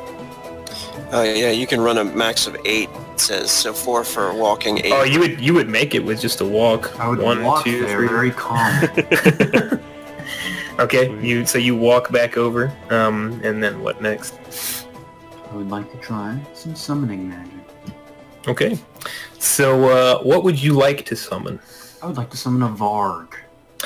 That costs you 3 action points, so the way it would work is, right now you have 2. You can burn a frenzy, and you get it this I will turn. burn a frenzy. Ooh. Alright, so you go ahead and roll for your summon Varg spell. You drew that spell circle from earlier. Yes, let me see what impact that has. I don't think you necessarily need them to summon, but let me see what impact Clever it has for... mutant. Aw. I think he just draws it in the sand or something, and it Yeah, comes that's up. why I asked with the floors and the... Yeah, I realized that, yeah. I wondered what you were nice. doing with it, because you whispered him out, and just now it was like, oh. That's a good idea. Clever boy. I'm trying to see what impact that has on their... Because normally your spells are just brown magic, but you are using a summoning circle to do it. Normally that's for conjuring spirits, but let me see. Yeah. For the summoning quick spirits, he just draws a small symbol. It's not as intricate as a big magic circle. Mm-hmm. Okay. I don't know that there's anything specific, but I'll give you a bonus for your cast for the circle. So I'll give you +1. So what do I do? Just do spell summon Varg, or would I... Cast spell summon Varg. Yeah. Very nice. And then God, I was I think so you just tempted need to make to- a caster too. +1? yeah, +1 for having a circle prepared. God, the summoners are so cool. What the hell? What? Oh, you did a double plus. It's fine. That would have been that's bad. That's more. That's 11. That's more than enough to get it off. So, you do what. So go ahead and describe what you're doing, and then a Varg will appear. Seeing that my allies are capable and I am free, so heads on over to the circle you prepared in secrecy. And, how do I describe this? I guess earlier when they say grab your weapons, I just grabbed like a bag full of materials, you know? Mhm. And I do the finishing touches as quickly as possible. And from the circle that I prepared, the beast known as the Varg emerges. Ooh, nice. So out walks a Varg, and I will roll an initiative for him. You will have control of it. Oh my god, wait a minute. Can I have him teach me that? I'm so excited. Yeah, that's a good idea, Rogue. So let's go ahead. Roll your circle magic skill. I believe that should be on your list. Yeah, I think I put it on there for you under skill checks, circle magic. Yep, circle magic. Ooh. Wow. Okay. Nice. So this Varg gets summoned, and it's an exceptionally thick and beefy little boy. Is going to have additional 16 hit points to his normal 40. Man, that's badass. Now, real quick, are these the same things I summon every time if they don't die? Like, do I know this Varg at all? You can if you want. If you have a connection with this animal, yeah, you can describe that if you like. If you have a name for it, or His name is Koth. hey, all right, Koth the Varg. No, I'll simply point and say, Koth, feed. All right, and I will get him in the initiative order. Now you will have control over him. Are you able to click on that token? I am. All right, so I will give him initiative. That's a fast boy, and he will. This will be his upcoming turn. After Aragorn. So Aragorn, go ahead and take your 2 hit points of damage. Poor boy.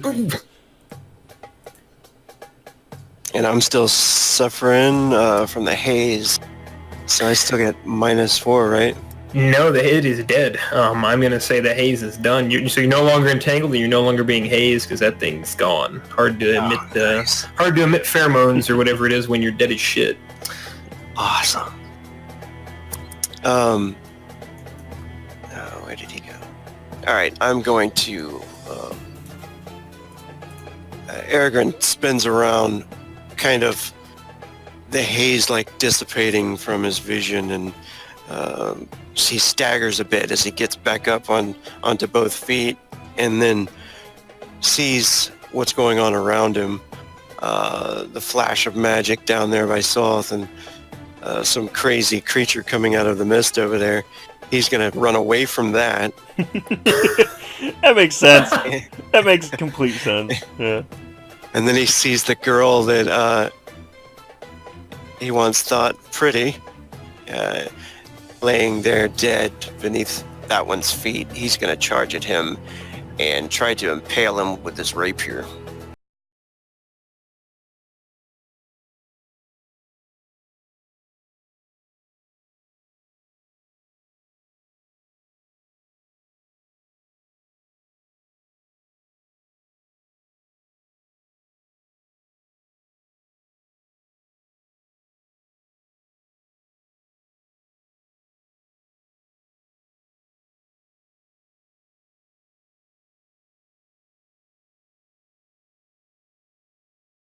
Ooh! Got him. Describe how you avenge your love. So he sees her laying there, blood pouring out of her still.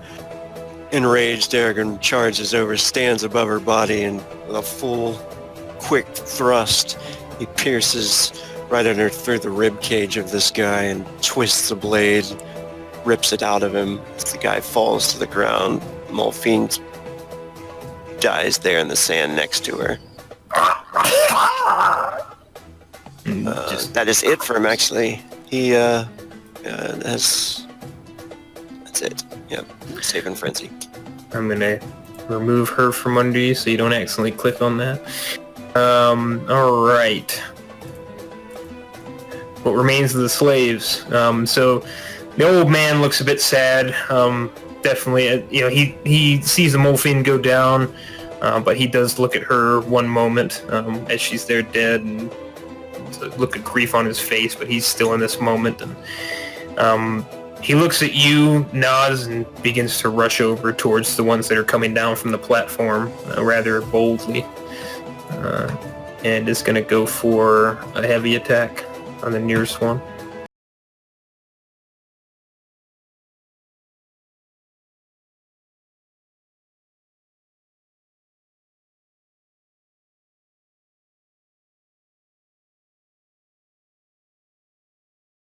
A 14. So this old man swings the axe again, this time more in rage and grief than anything else, and slices cleanly, opening a big gash along the chest of this Morphine. The other ones, this one gets back to his feet, looking desperate, and tries to go after one with the dagger in his chest, him having knocked him to the ground. He swings with his club. These are all heavy attacks.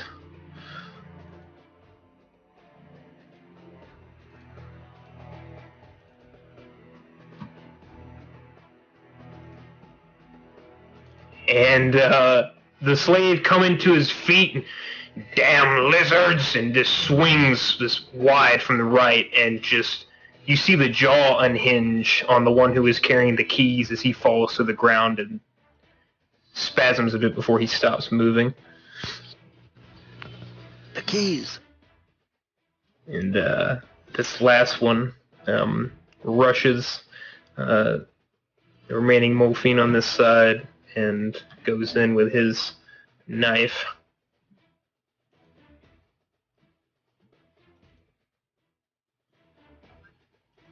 Armor defeating.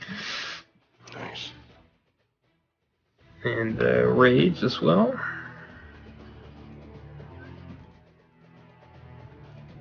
And this slave, it's just yelling like a wild man, nothing really coherent. It's just diving and jumps up and just stabs straight through the neck of this one.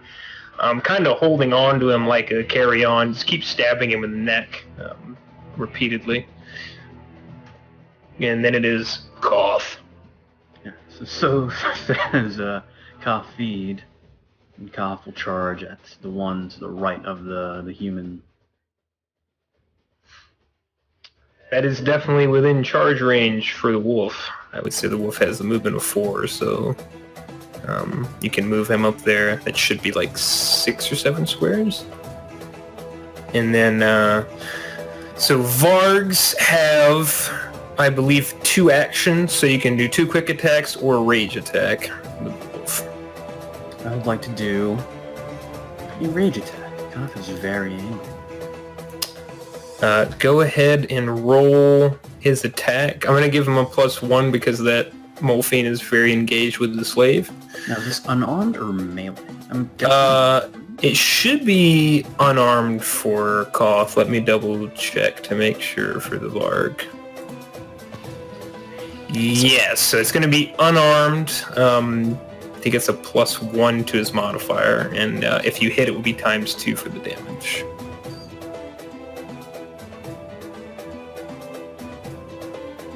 And I'm sorry, this is like a heavy attack, yeah?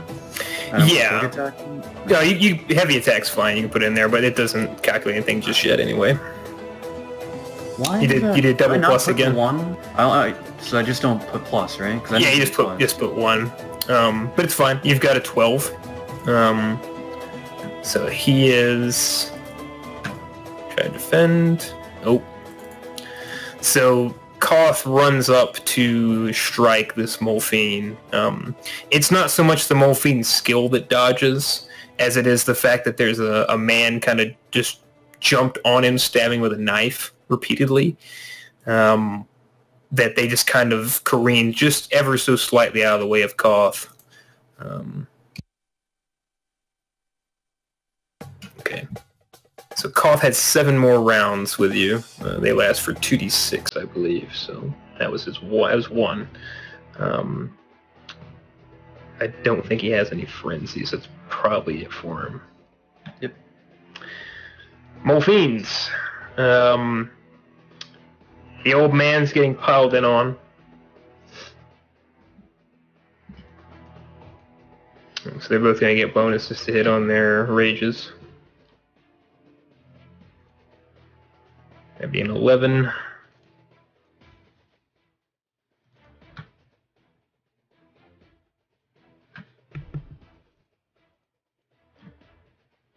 Oh no.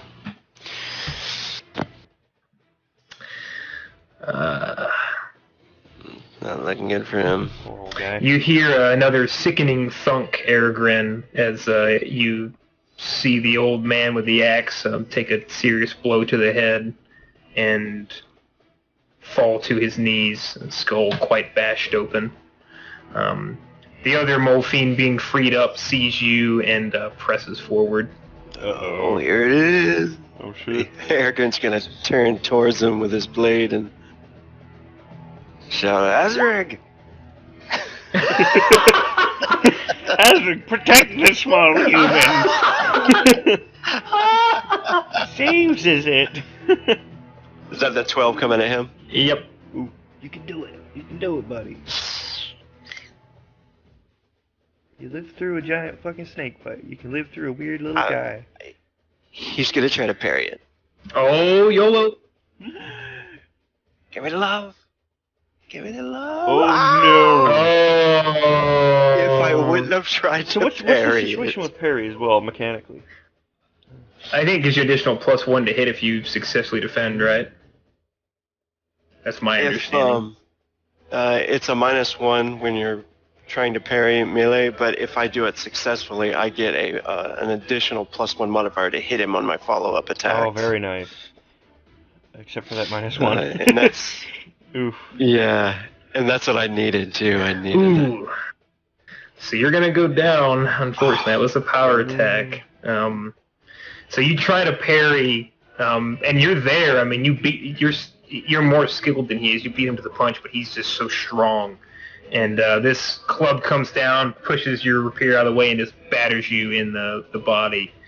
Let me just check for. So is that 16? It is. He did rage. So I am -8. 8, I believe. So what would that? Let me see what that would be for health. That means I have There I'm it is. unconscious. God, if only Hazrick hadn't tried to go over here and defend the other humans. You're all right. You are blacked out. You are. Can I try a spiritual? You certainly can. And what's that do? I got like a 2%. It's like a luck thing. Yep. I would let him stay up if he succeeds. Oh. No. So you are going. You see the club, and that's the last thing you see for the moment. Azric clunk. So you're blacked out. 40% recovery to halt loss of hit points. So it's -1 hit point per 5 rounds. We're not worried about that right now. You get a couple of saves here. We'll come back to it on your turn. And then the last Molfine, this one.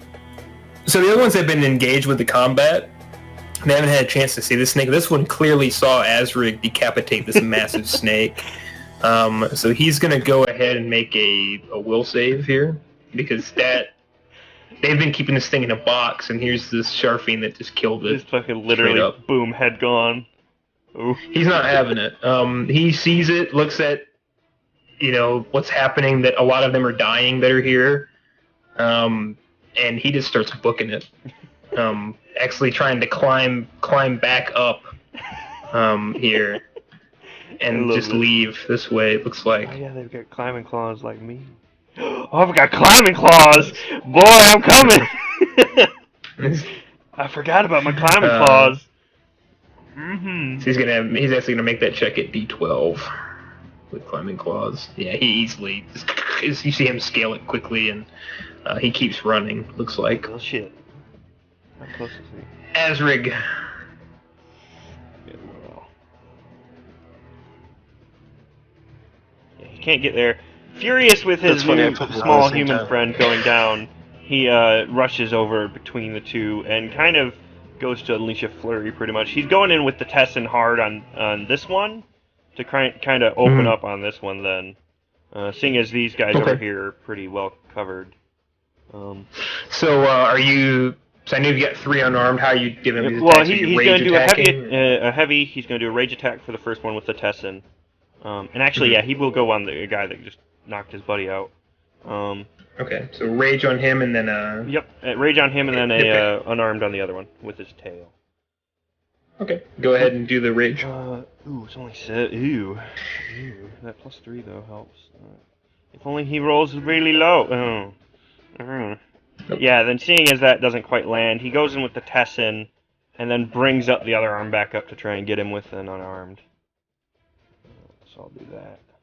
And this one, I am going to do my chi strike on as well. So I'll roll the 1d6 for the chi it uses up. Right there, uses up 3 chi. And then we'll do an extra d6 on damage once we get to that part. If it hits, fuck! Uh-oh! Damn it! Bastard. These guys are rolling so good. They're rolling very well. Yeah, he goes in for this one and just doesn't quite land it. Yeah, so they're on edge. You're swinging about, and it's very instinctual for them combat. So they're just parrying, dodging. They're trying to now size you up and keep tabs on you. Soth. Also, Soth, make sure whatever I think it's 2d6 for the drain on Vark. Just make sure you're keeping track of that for your mana pool for the Vark summon. But it is your turn now, so. Let's see. Oh, it's only 10. It's only 10 drain straight, so you're at 30 mana, I think now. So. Yeah, sorry, my macro martial arts isn't Oh, it's all good. awesome yet. Take I it burned over. 1 frenzy, right? So 9. Yep. Yep. You burn. Let's see. 1 necrophage. Does that just heal me? It does. Oh, lame. I mean, it's a flex, but not necessary.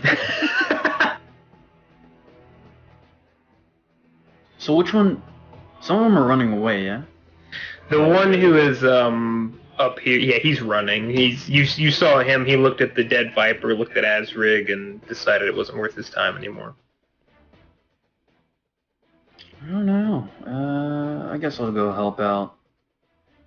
I can make. Let's see. 1, 2, 3, 4, 5, 6. I can get there in 6. Yeah. So. Let's see. 1, 2, 3, 4, 5, 6. Yep, you would make it. It is a run, but you'd make it. Is he stabbing him, or is he like on top, biting? So he knocked Arrogant to the ground. He's facing Asrig right now. No, but he's not like okay. So he's not like on top of him. No, he just knocked him out, and then Asrig came in, and he focused on him instead of Arrogant. Just back attack this guy. So you get a. I'll give you a +1 for coming behind him. Awesome. I am unarmed. Get him. You would have your bone scepter if you picked up a weapon. Did you pick up a weapon when they were dropping them, or you just not? Just grab my bag. Oh, okay. Unarmed it is. I was gonna wait it out, you know? I didn't want to pick up a weapon when they told me to.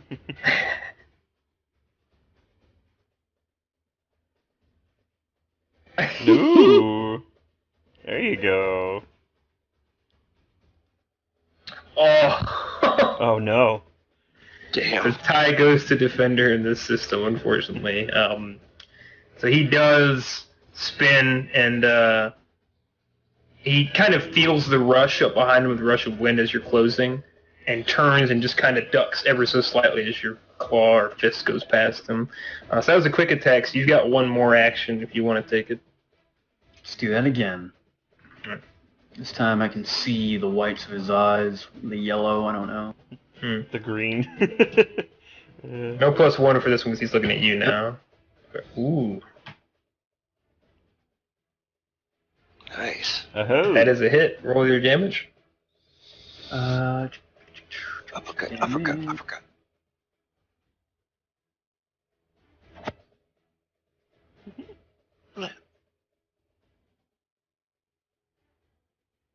So you do connect with him. Describe how that looks. So I charge over at him, and he turns around last second, you know. I whiff, and angered by this, just sort of a gnaw at him, yeah. And I just take another wide swing. I guess it'd be uppercut, why not? A wide uppercut somehow. I'm not a very talented fighter, but I move my hands.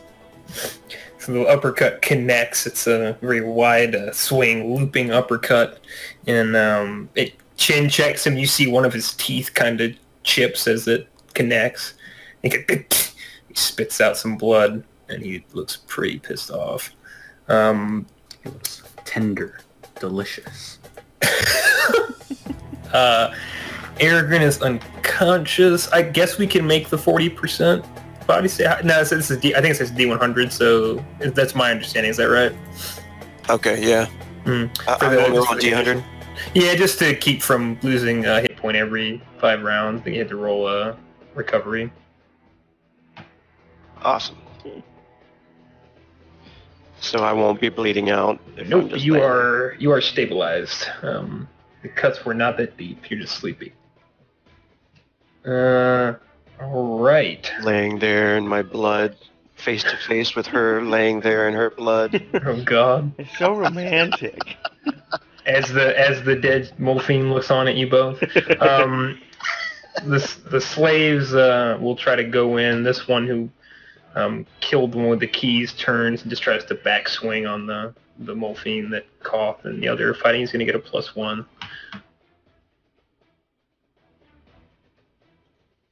Wow. These slaves are on point as well. GM dice. Everybody is, yeah. Oh. This is going to be double. He is exceptionally dead. So this one gets up, blood in his mouth, all beat up. He turns backswings and knocks the eyeball from this other Molfine as it slumps to the ground. Nice. And then this other slave, off-put by this wolf that appeared from nowhere, seeks to get away from it rather quickly.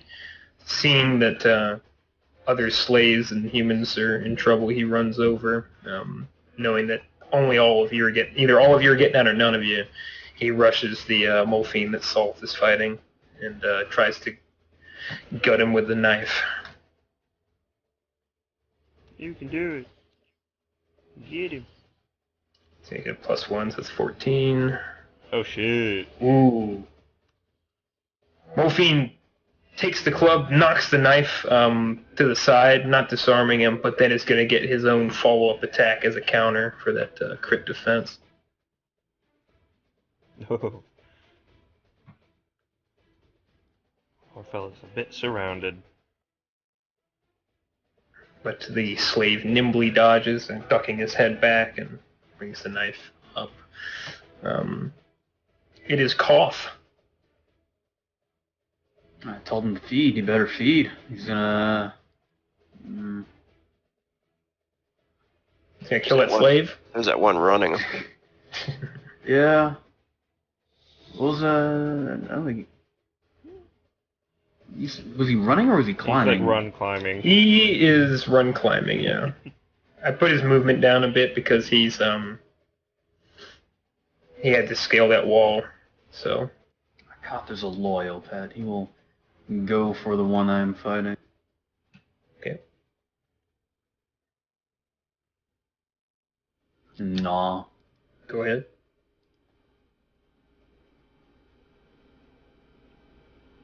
This is gonna be a Plus, I think it could be a +2 at this point. This guy's fighting multiple people at once, so +2 on the 2 hit.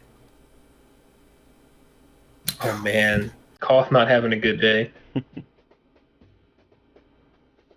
Come on, boy, roll a 1. Nope. No, this Morphine clearly appears to be a bit more capable than the others. yeah. He's taking on multiple opponents at a time. It doesn't seem like he's getting much ground, but he's not backing down. He's not running away. You said I get 2 if it was just like a normal. Yes, you do in fact. Let's try that one again. Go for it. Still 2 modifier or no? Yep, absolutely. No, he's mega surrounded. Good job, Kyle. Oh god. Damn it. Damn it. Fucking poor boy. Hey, he's a tank. He's not much of a defense. Well, I mean, he still rolled a 3. Damn. Poor lad. Almost that time. He's trying so hard. Obviously, Kyle's Yeah, not hungry. This Morphine is just dodging and parrying everything. He refuses to go down, and it would be their turn now. I think I accidentally took that one off the turn order. I was wondering. So this one who's running, he's gonna try to make this. I'll just get his climb check out of the way. He's done with this shit. He's gonna make it, but he's not gonna do anything else. He struggled on that climb. He's getting tired. And then these ones. So this one is gonna go on Azrig, since he's the only option there. Bring it.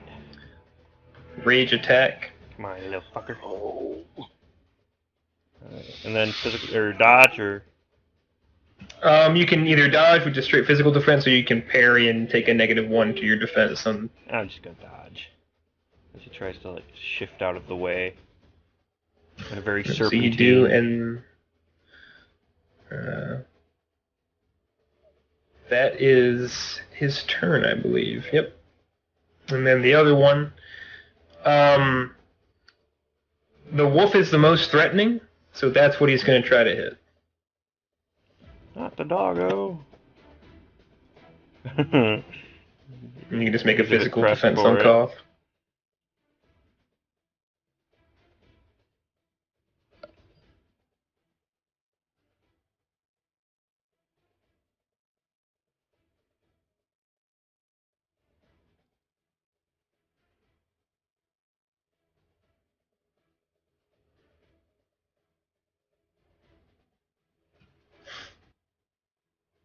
Is that Dimmy? Yep. You got that defense roll, Demi? Sorry. That's right. Defense. Physical. You can do it, doggo. Don't roll a 1. Yay. Misses. Azrig. Alrighty. Azrig! 2 things. He's seen this guy run, but this guy is attacking him right now, and this has to be the priority, sadly. So he's going to go in this time with the Tessin for a quick attack. Try and whip this boy. That's good. Ooh, okay. Oh, nice.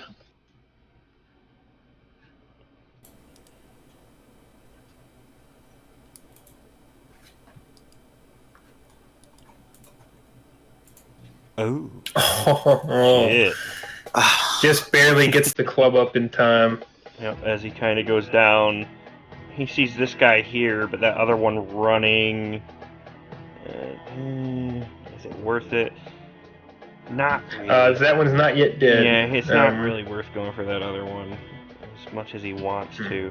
He'll go in again with the Tessin on this one. Okay, good. There we go. Try that, you little shit. Watch him fucking roll like, hey. Nope, roll your damage. Alrighty. Tessin. My boy, come on, give me some 4s, please. If you would. That would be enough. But it's enough. Describe how you end this one. Yeah, he brings the Tessin up first, and it kind of catches the club. But then he kind of, again, almost rolls it around Again, that flick and twist of the wrist as he swings it to the side, slicing the front of its neck clean as blood sprays all over. Right, so he goes down, and then you've got one more unarmed if you wish to use it. Yeah, seeing as he can't quite take a blast at that dude, he's gonna go in on this guy. He kind of turns, but not fully, and brings his tail up towards this guy's back.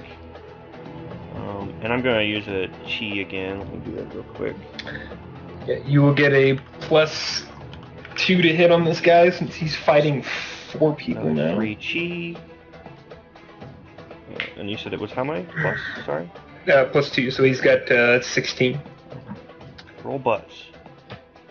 Hey! Oh, that's armor defeating, Big so go ahead and butts. roll. So it's roll unarmed, damage. and then I get another d6 of my chi. And that does explode as well. Very nice. So it's 10. 10. Okay. Yeah, as he kind of, having killed the other one, seeing the other one run, fury kind of rolling through him with the amount of death that's occurred that he really did not want to see, kind of empowers himself, really focuses his energy into his tail as he brings it up across the other one's back. Yeah, and you hear this crack as this tail connects square, and he leans forward a bit. And you figure you probably dislocated or shifted something because he's all hunched. Is it for Azrid? You got frenzy. Oh, he does. I feel like this one is pretty fucked as far as he's concerned. And he doesn't want that one to get away, so he's actually gonna... oh, and I can run, can't I? Yeah, so... that's one. Wait, let me see. 1, 2... So he'll run up to here, going to pursue this one. Now, seeing that the others are doing pretty well against that guy. Well, relatively speaking. Alright. Soph? Fuck it, we gotta end this dude. Okay? I'm gonna circle around. End this one! I'm gonna keep punching him until he dies. This is savage. It's not really punching, I'm like clawing at him, you know? Like swings and claws. Wide swings and claws. Yeah, do I'm trying to tear him to shreds. do a +2 for modifier. This guy's in a world of shit. Oh my goodness.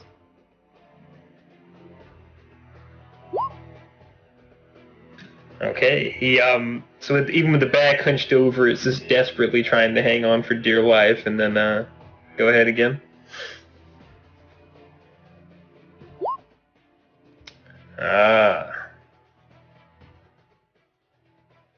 That one hits. Go ahead and roll damage. Not quite. Deep scrapes, but he still stands, hanging on. You do have frenzy. Okay. Aragorn is down. Slaves. I'm gonna say that this guy is doing nada. I'm gonna give it to Koth if he can take it. Let's redeem himself. I told him to feed, you better feed. Do it.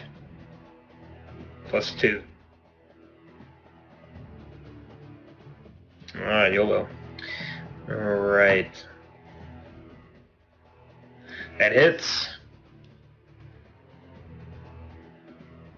How do That combos will- work? Combos? You have to have a certain skill for it. We have yet to unlock them. Yes, takes time. Ooh. That will do it. Describe the death of this Wolfian as he finally goes down. So, Sooth drew blood with his claws, and Koth capitalized on that, and just went for the wound that Sooth created and started tearing it to pieces, shredding him with his teeth, shaking his head violently back and forth, ripping flesh apart. Is this lizard screaming on the ground, dislocated back, puncture wounds everywhere, just beaten down finally. And And then anything else from Koth? Or? Oh, Koth is still hungry. He's gonna start chasing the other one as far as he can get. So you move 8, I think. So we're pretty much right next to Azure, yeah? Yep. How do you feel about that? Yeah, Aki, you see this big wolf come sprinting up. It's like, it's not a normal wolf. Not you've seen a whole lot of wolves in your time, but you've seen, what they're supposed to. This one has kind of astral blue eyes, and there's kind of this like glimmer along the edge of the fur as well as it runs up next to you. I forgot I was muted. yeah, he's like all for it. Would he have kind of an idea of what this is, really? Do you have thaumaturgy? He does not. He skipped those studies in favor of making his own Tessin. Yeah, it's probably better choice of pursuit. No, without. I mean, you could roll an intelligence, Sure. if you'd like. Yeah, I mean, it's very clearly not something that was here, so I figure. Yeah. Some idea that this is. You definitely know it's some kind of magical. You're not offhand familiar. You're aware it's a summon. You're not really aware of much more beyond that. It's definitely something he's curious about now, and now he has a reason to keep Soth around.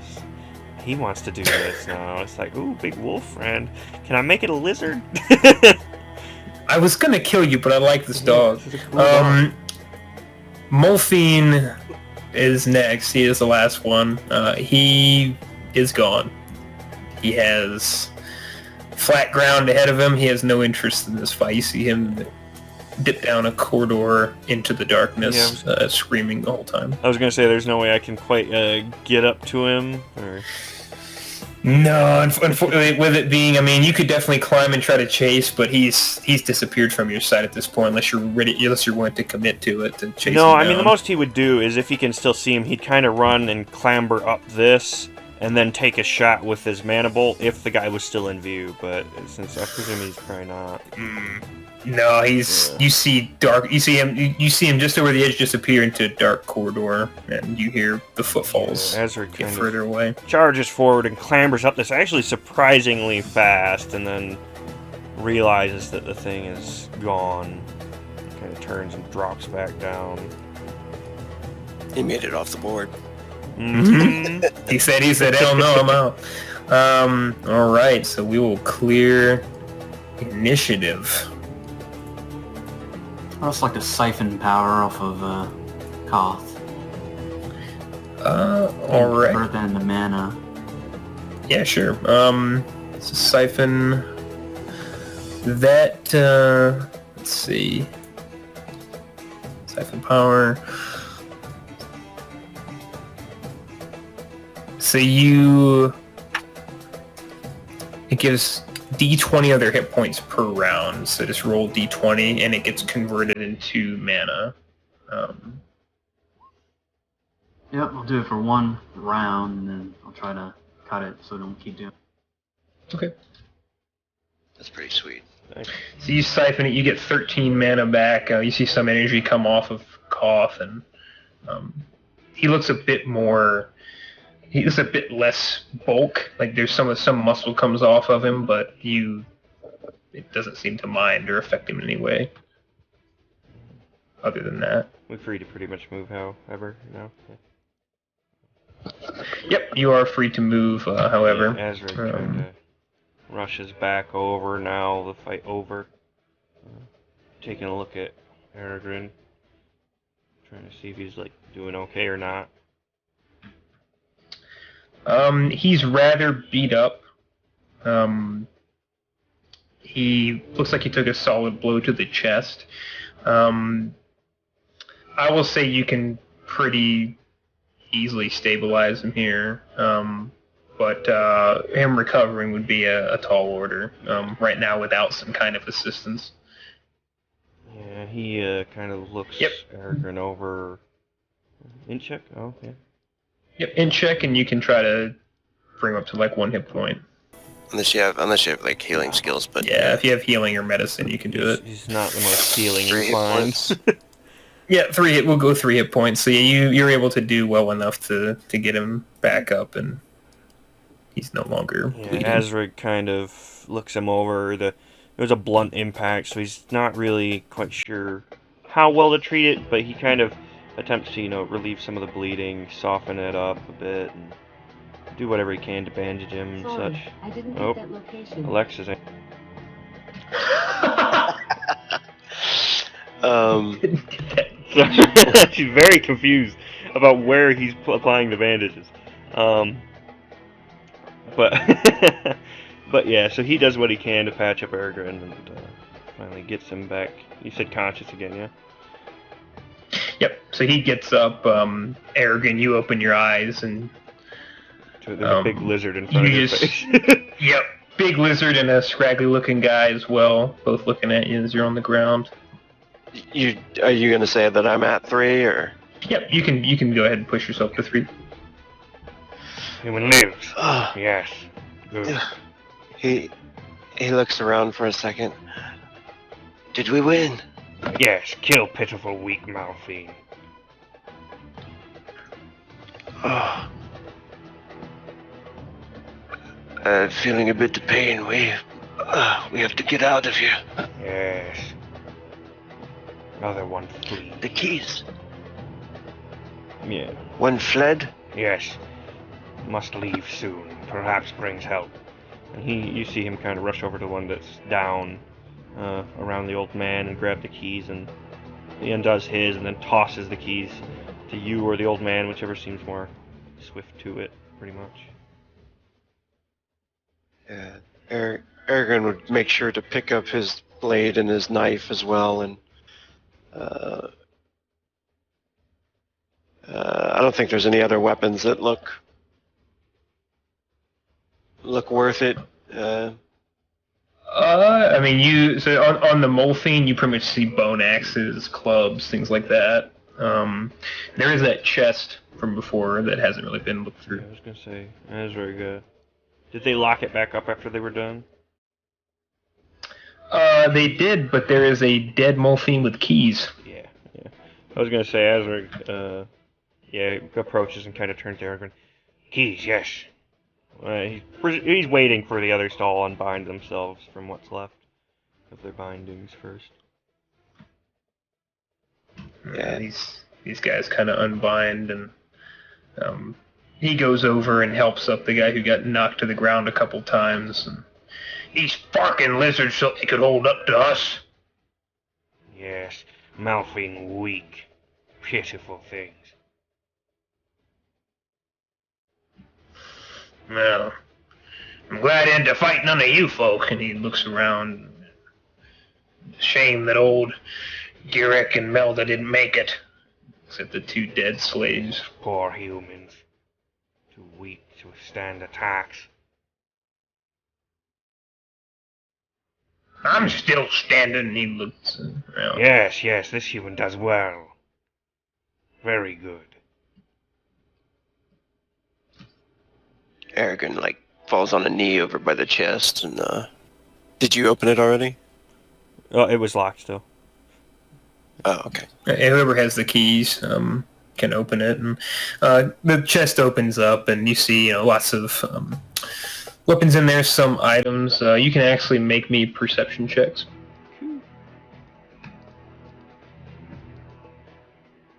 Only a 6.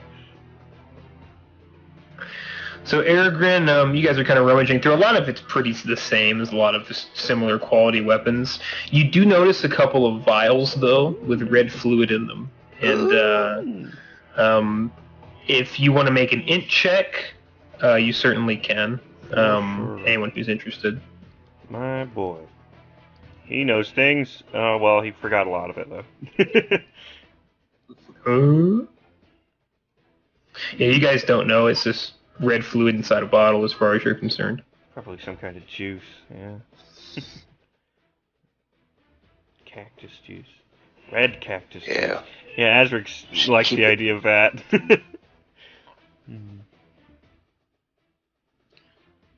Yeah, we'll keep any of the liquids. Yeah. After that, kind of keeping an eye. Quickly, though, food, yes. And he finally rushes back over to where the snake died, and goes for a bit, kind of much more down the body, much away from the head and where the venom sacs would be, and kind of rips a couple of bites out of it real quick to just top himself off. You see him quite heartily and happily crunching away at the bones and everything. The slaves have the appropriate response to seeing a big lizard eat another reptile and just kind of look This very entire concerned. time, Koth's been eating until he vanishes, or Soap's been like ripping out flesh from the corpse and throwing it at Koth. Yeah, the other slaves are rather off-put by this whole sequence of events that are taking place in the cave. It was a brothers-in-arms situation, desperate allies type of thing. Now they're kind of looking at their current company and wondering if they aren't better off hitting rocks. They kind of stay close to Aragorn at this point since he's the most normal-looking among them. Yeah, the bearded one looks at Aragorn. You know these fuckers? Oh, just for some time. Yeah, Ezra kind of slurps up some innards before he... much better. Very hungry. Snake meat is good. Been long time. You should try some lizard. He scoffs at that quite roughly. I'm not a cannibal like you. Snake is good meat. I am not a lizard. I do not know this is cannibalism. He shrugs at that and kind of turns to the others. You should eat too. Very hungry, yes? I'm not partial to snake innards. He looks at Aragorn and kind of whispers, "You might want to stay clear of these folk. They seem a bit off." We should get out of Yes. here. Be ready for more fighting. He kind of takes a few steps over to kind of get the lead by the entrance. Ready? Yes? Yeah, let's go. And he gets a hold of the one that the bald guy, has been beaten up a bit here. Come on, Olsen, we're gonna make it. Shoulders him, and they kind of take up the rear. Ezra packs pretty much whatever is there that seems useful. If there's any kind of bone knives or anything else left over, he'd like grab a couple and kind of tuck it kind of beneath his loincloth type clothing, and proceeds to head towards the exit proper. Yeah, Aragorn would probably grab a couple of bone axes and take off with those juices, the vials if he could. And were there any bows? I mean, I think you mentioned there were a couple of them. A lot of the bow guys went running out. Okay. But bow's not so good in caves. But a lot of bow guys went running out. You can check and see. I think there would be one in the chest there. A bit again. They're not in very good condition. It qualifies as a short bow, but it's in very poor make. Okay, cool. You can add that to your sheet. Grab a bone scepter, bid Koth farewell. I feel like it's supposed to be endings. Yeah, probably would have. You'd see him start to dissipate, and he just kind of howls one last time before he Goodbye. blinks out. And he disappears, and you guys begin to make your way. Yeah, before that, I want to cover up my work. Dust off that circle. Make sure no one can look at it. That is fair enough. So you break up your circle. Aragorn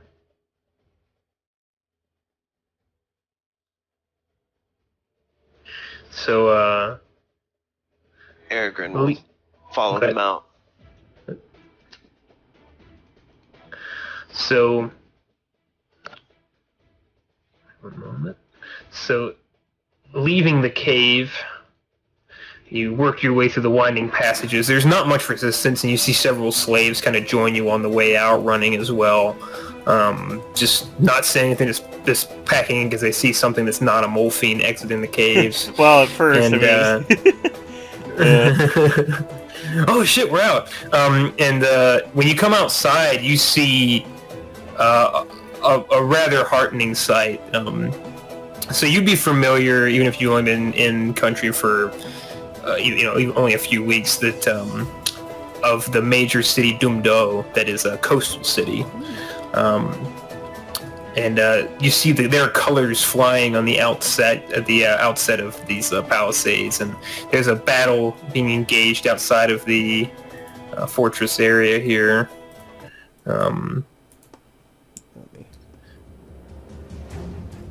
As you come out, it is extremely one-sided. You see corpses of mole fiend everywhere, maybe one or two warriors surrounded by the dead, but they are pressing through. You see a man in a turban, a large majestic beard, riding a white horse through, cutting men down, or cutting blizzards down left and right, arrows flying, and they just continue to drop and drop and drop. As hails and scores of Molfiend are dying, you do see Varzies running back towards the camp gate. No warriors with him; they're all dying in droves as the warriors of Doomdo advance. Yeah, Asrig, seeing Varzies, grins wide. Well, again, lizard grin as best he can. His horrible maw kind of opening wide. Varzies, the time is now. As he charges forward for him with the Tessin ready. All right. Is anyone else engaging in this fight? No, I'm just looking out in the room. Gimme. Aragorn is gonna have his blade still in his hand, but he's gonna fall up against. This is their fight, I think. Unless he needs help. So you're at the ready. I'll let you. So all three of you can roll initiative, and Aragorn, I'll just let you go in if you want to at any point. Cool. It's a 9. Yeah, I'll take a defensive stance. That's Asrig goes first. Yeah, Asrig charges in, very much savoring this moment. After all the things he said, all his patience finally rewarded as he goes in for a rage attack with his Tessin. And he is going to use a cheese strike with this as well. Let me see how much it drains. I'm at 33 right now. Ooh, that takes it down to 27. As he goes in for this. Rage attack. Oof. Roll low, you bastard. Yeah. oh, nice. Ooh. Roll damage. Yep. So let me roll damage, and then it's a D6 as well from the. Yeah. Put D6 in the I think it's modifier. Oh, for D6. It. Yeah. And then put D6 in there, and then do your times 2 mod. D6 exclamation point. Okay, Yep. just D6, So not 1d6 or anything. D6 exclamation point should be fine. Then that way it should explode if it does. Multiplier. Yep. Describe how Asrig one-shots Varzies. Yeah, he charges in on all fours, very serpentine pattern, kind of weaving through the camp, finally leaping towards Varzies. And as he falls down towards him, he shouts and roars out, "My patience rewarded, Varzies," as he brings the Tessin down across his torso and then reaches in with his maw to just tear at his neck, finishing him off. Nice. Yeah, and as he looks shocked as he sees you out of your binds, you escape! Ah! And then just gets taken to the ground and ripped into his whip, falling to the ground as he his head falls back on the sand, eyes roll closed, and blood pours out onto the sundered sands. 2 simple chomps after that slash at his chest, just to snap the neck and finish him. And as he stands triumphant, he looks out and greets, "Greetings, saviors! Thank you, etc., very overjoyed with himself. And you see multiple of the warriors digging their scimitars into these Molfine. Some of them actually pause as they approach, seeing it. You know, they've been fighting lizards for this last however long, and they look and see another lizard man. They raise their weapons for a moment, but then seeing that you're not adopting any hostile posture, they just kind of keep them at their sides and look at one another. He flips his Tessin clothes and kind of, air quotes, sheaths it in his loincloth to the side, hanging from it. Aragorn will put his blade away and hold up a hand. Hail, friends! We mean no harm. And they all look at one another and stay. Al-Hassam approaches. And you see the man on the horse after he dispatches one of the remaining Molfine with a quick swipe. He rides forward and looks at the two of you there. As Salt is kind of in the back and rears his horse to the side. You are not of the defenders here, I presume. No, yes. Free now. Slaves for a time, but he kind of looks down and kind of kicks the very, very dead corpse of Arziz. Justice served. I am Aragorn of Laos. Laos? You are far from home. Yes, I'm a traveler now, I suppose. We were slaves, though, by these evil creatures. Sam looks left and right. Indeed, it is a shame they turn to such disgusting pursuits for wealth. Where are my manners? He dismounts and has one of the warriors hold the reins for a moment. Comes forward, offers a bit of a bow, and I am Shah Al-Hassam Sadir. And he nods. And you, my large blue friend, what is your name? Yeah, he kind of tilts his head as he watches the human bow, puts his two hands together almost instinctually and bows as well, in a very Menwu style. Yes, I am Azrig. It is... Of the Sharfin? Yes, of course. Not like these pitiful, weak Malfine. Very good. He looks about. Are there many more slaves within? They started to dispatch them whenever we approached. I feared we would have no one to return with. Some, yes.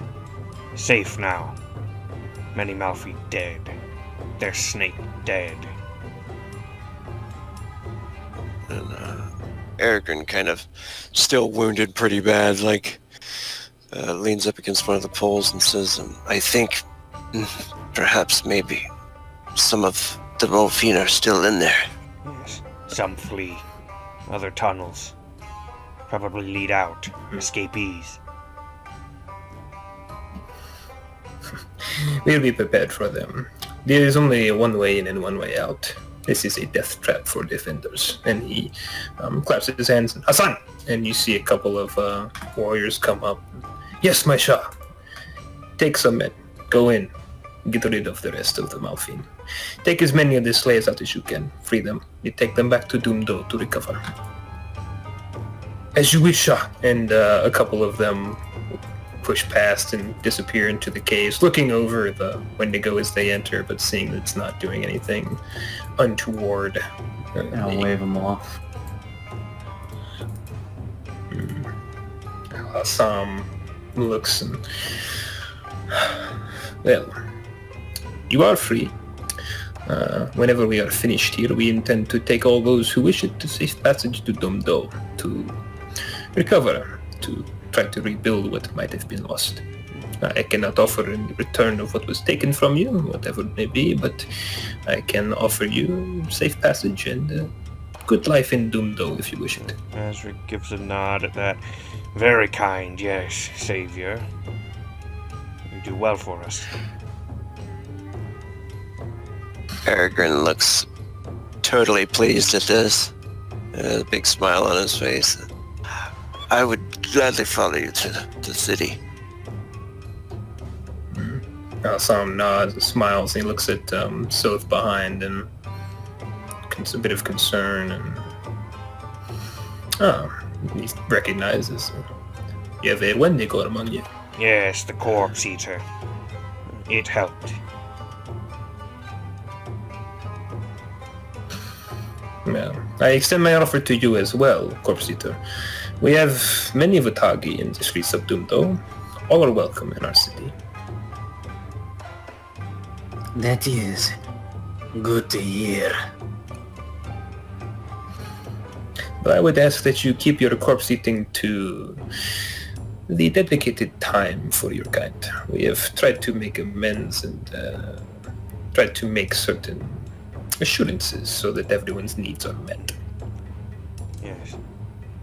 Yes, and yes. You will find that I am not intrusive. I do not wish to step on your toes.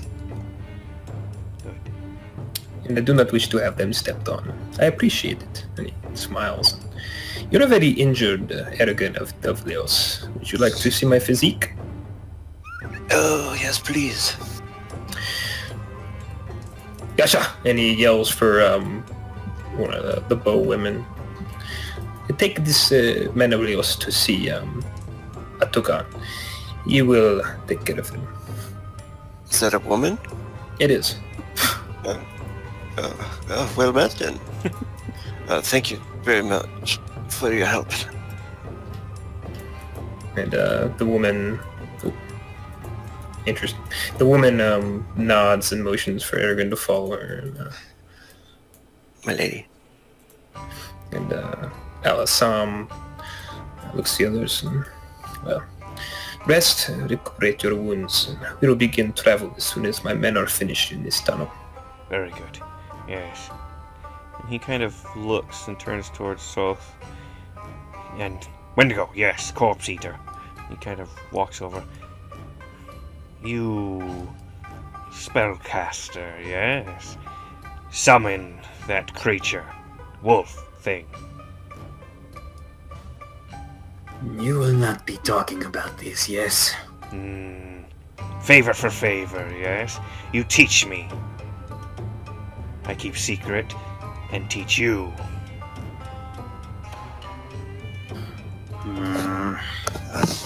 Is that a threat? Are you trying to blackmail me? He, again, the kind of lizard grin, which is hard to discern. No. If you do not wish it, then I do not care. But it is useful. You eat corpse, but you do not cause undue suffering. You are passable, I suppose. And magic is useful. I wish to learn more. Much is lost to me after that strike to the head. Anything I can gain is important. This is no parlor trick like that other one. He grins and kind of... There's like almost a whisper of a hiss here and there as he kind of holds up his right arm towards the wall nearby, and you see kind of a blue and white glow kind of build like almost towards the core of his body and kind of slowly burn down his arm and kind of concentrate in his hand and then burst in like a dagger of force that strikes into the wall.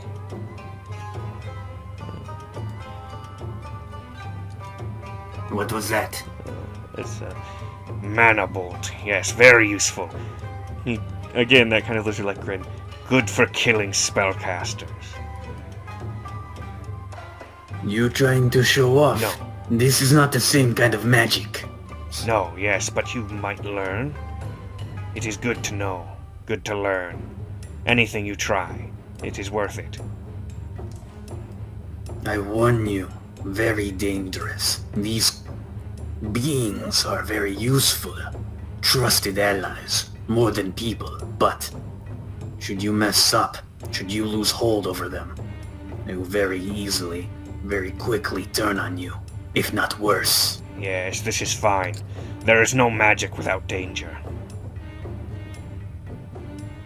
We will see if you have what it takes. I make no promises, however. The same can be said to you if you wish to learn. I shall teach what I can.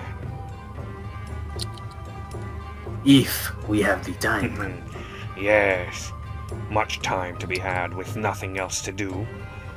Although, he kind of turns back and looks towards the crowd outside, cleaning up. Perhaps it shall be busy. We will see.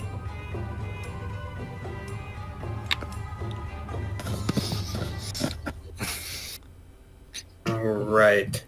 Well, you can roll charm, Aragon. And make no promises. As he's being led away by her, he's all beaten up and still trying to charm a woman. And yeah, I was very outnumbered. So, Wanna know how I got these scars?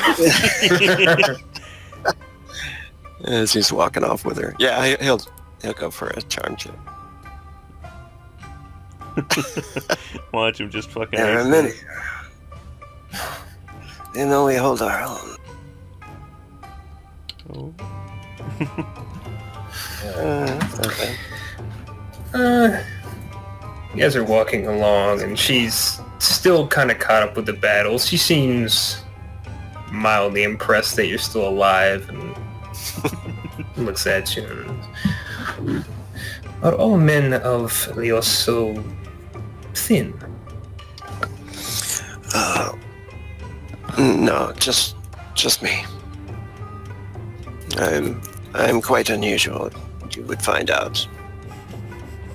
It is a wonder you're able to survive. You must have some skill at least. I do. Thank you for noticing. And you too must be very skilled. It is required when you hunt bandits. You'd have to show me some moves. I'm afraid your recovery will take precedence. He smiles as he walks away with her. So you are all able to escape the mines and your binds. And the remaining corpses of the Molfine are pulled from the mines, several slaves coming out, many slaves with multiple injuries. Some may not survive the journey, but they are brought out and given food and water. Rather large force of Doomdo supplying them. And as you prepare to make your way out in the dying light of the day, are there any final moments for discussion or anything you want to do before we bring this to a close? Much for Ezric, although now that everything's taken care of, he does go back and retrieve the snake's head, because that skull is going to make a good trophy. When we get to a tent or wherever we're headed, I would show her those potions, maybe if she's a healer, maybe if she knows anything about those vials, or an alchemist or whatever. I would roll for the healer. Give me a second. Oh yeah, it turns out it's cactus juice. They are healing potions. What? Healing potions? Never heard of the sort. So you can add 2 healing potions to your inventory, whoever has them. 'Cause I'm assuming that you would impart that information. Yeah. I would say I grabbed one, and then probably He would Ezra, insist on you grabbed keeping one, right? it going along the lines of, you are small and weak. You need it more. Yes. Okay. Perfect. Jesus. The uncharismatic lizard man. I speak truth always. Alright, and then anything else? Pretty much him. That'd be it. Alright. So as you begin your march towards back into the sands, but perhaps hearts with a bit more lightness to them, chains not so heavy on the wrists and ankles, and a sunset at the end of day as the sun falls over the horizon for a cool night. The scene fades to black and comes to a close on our first session of Sundered Sands. All right.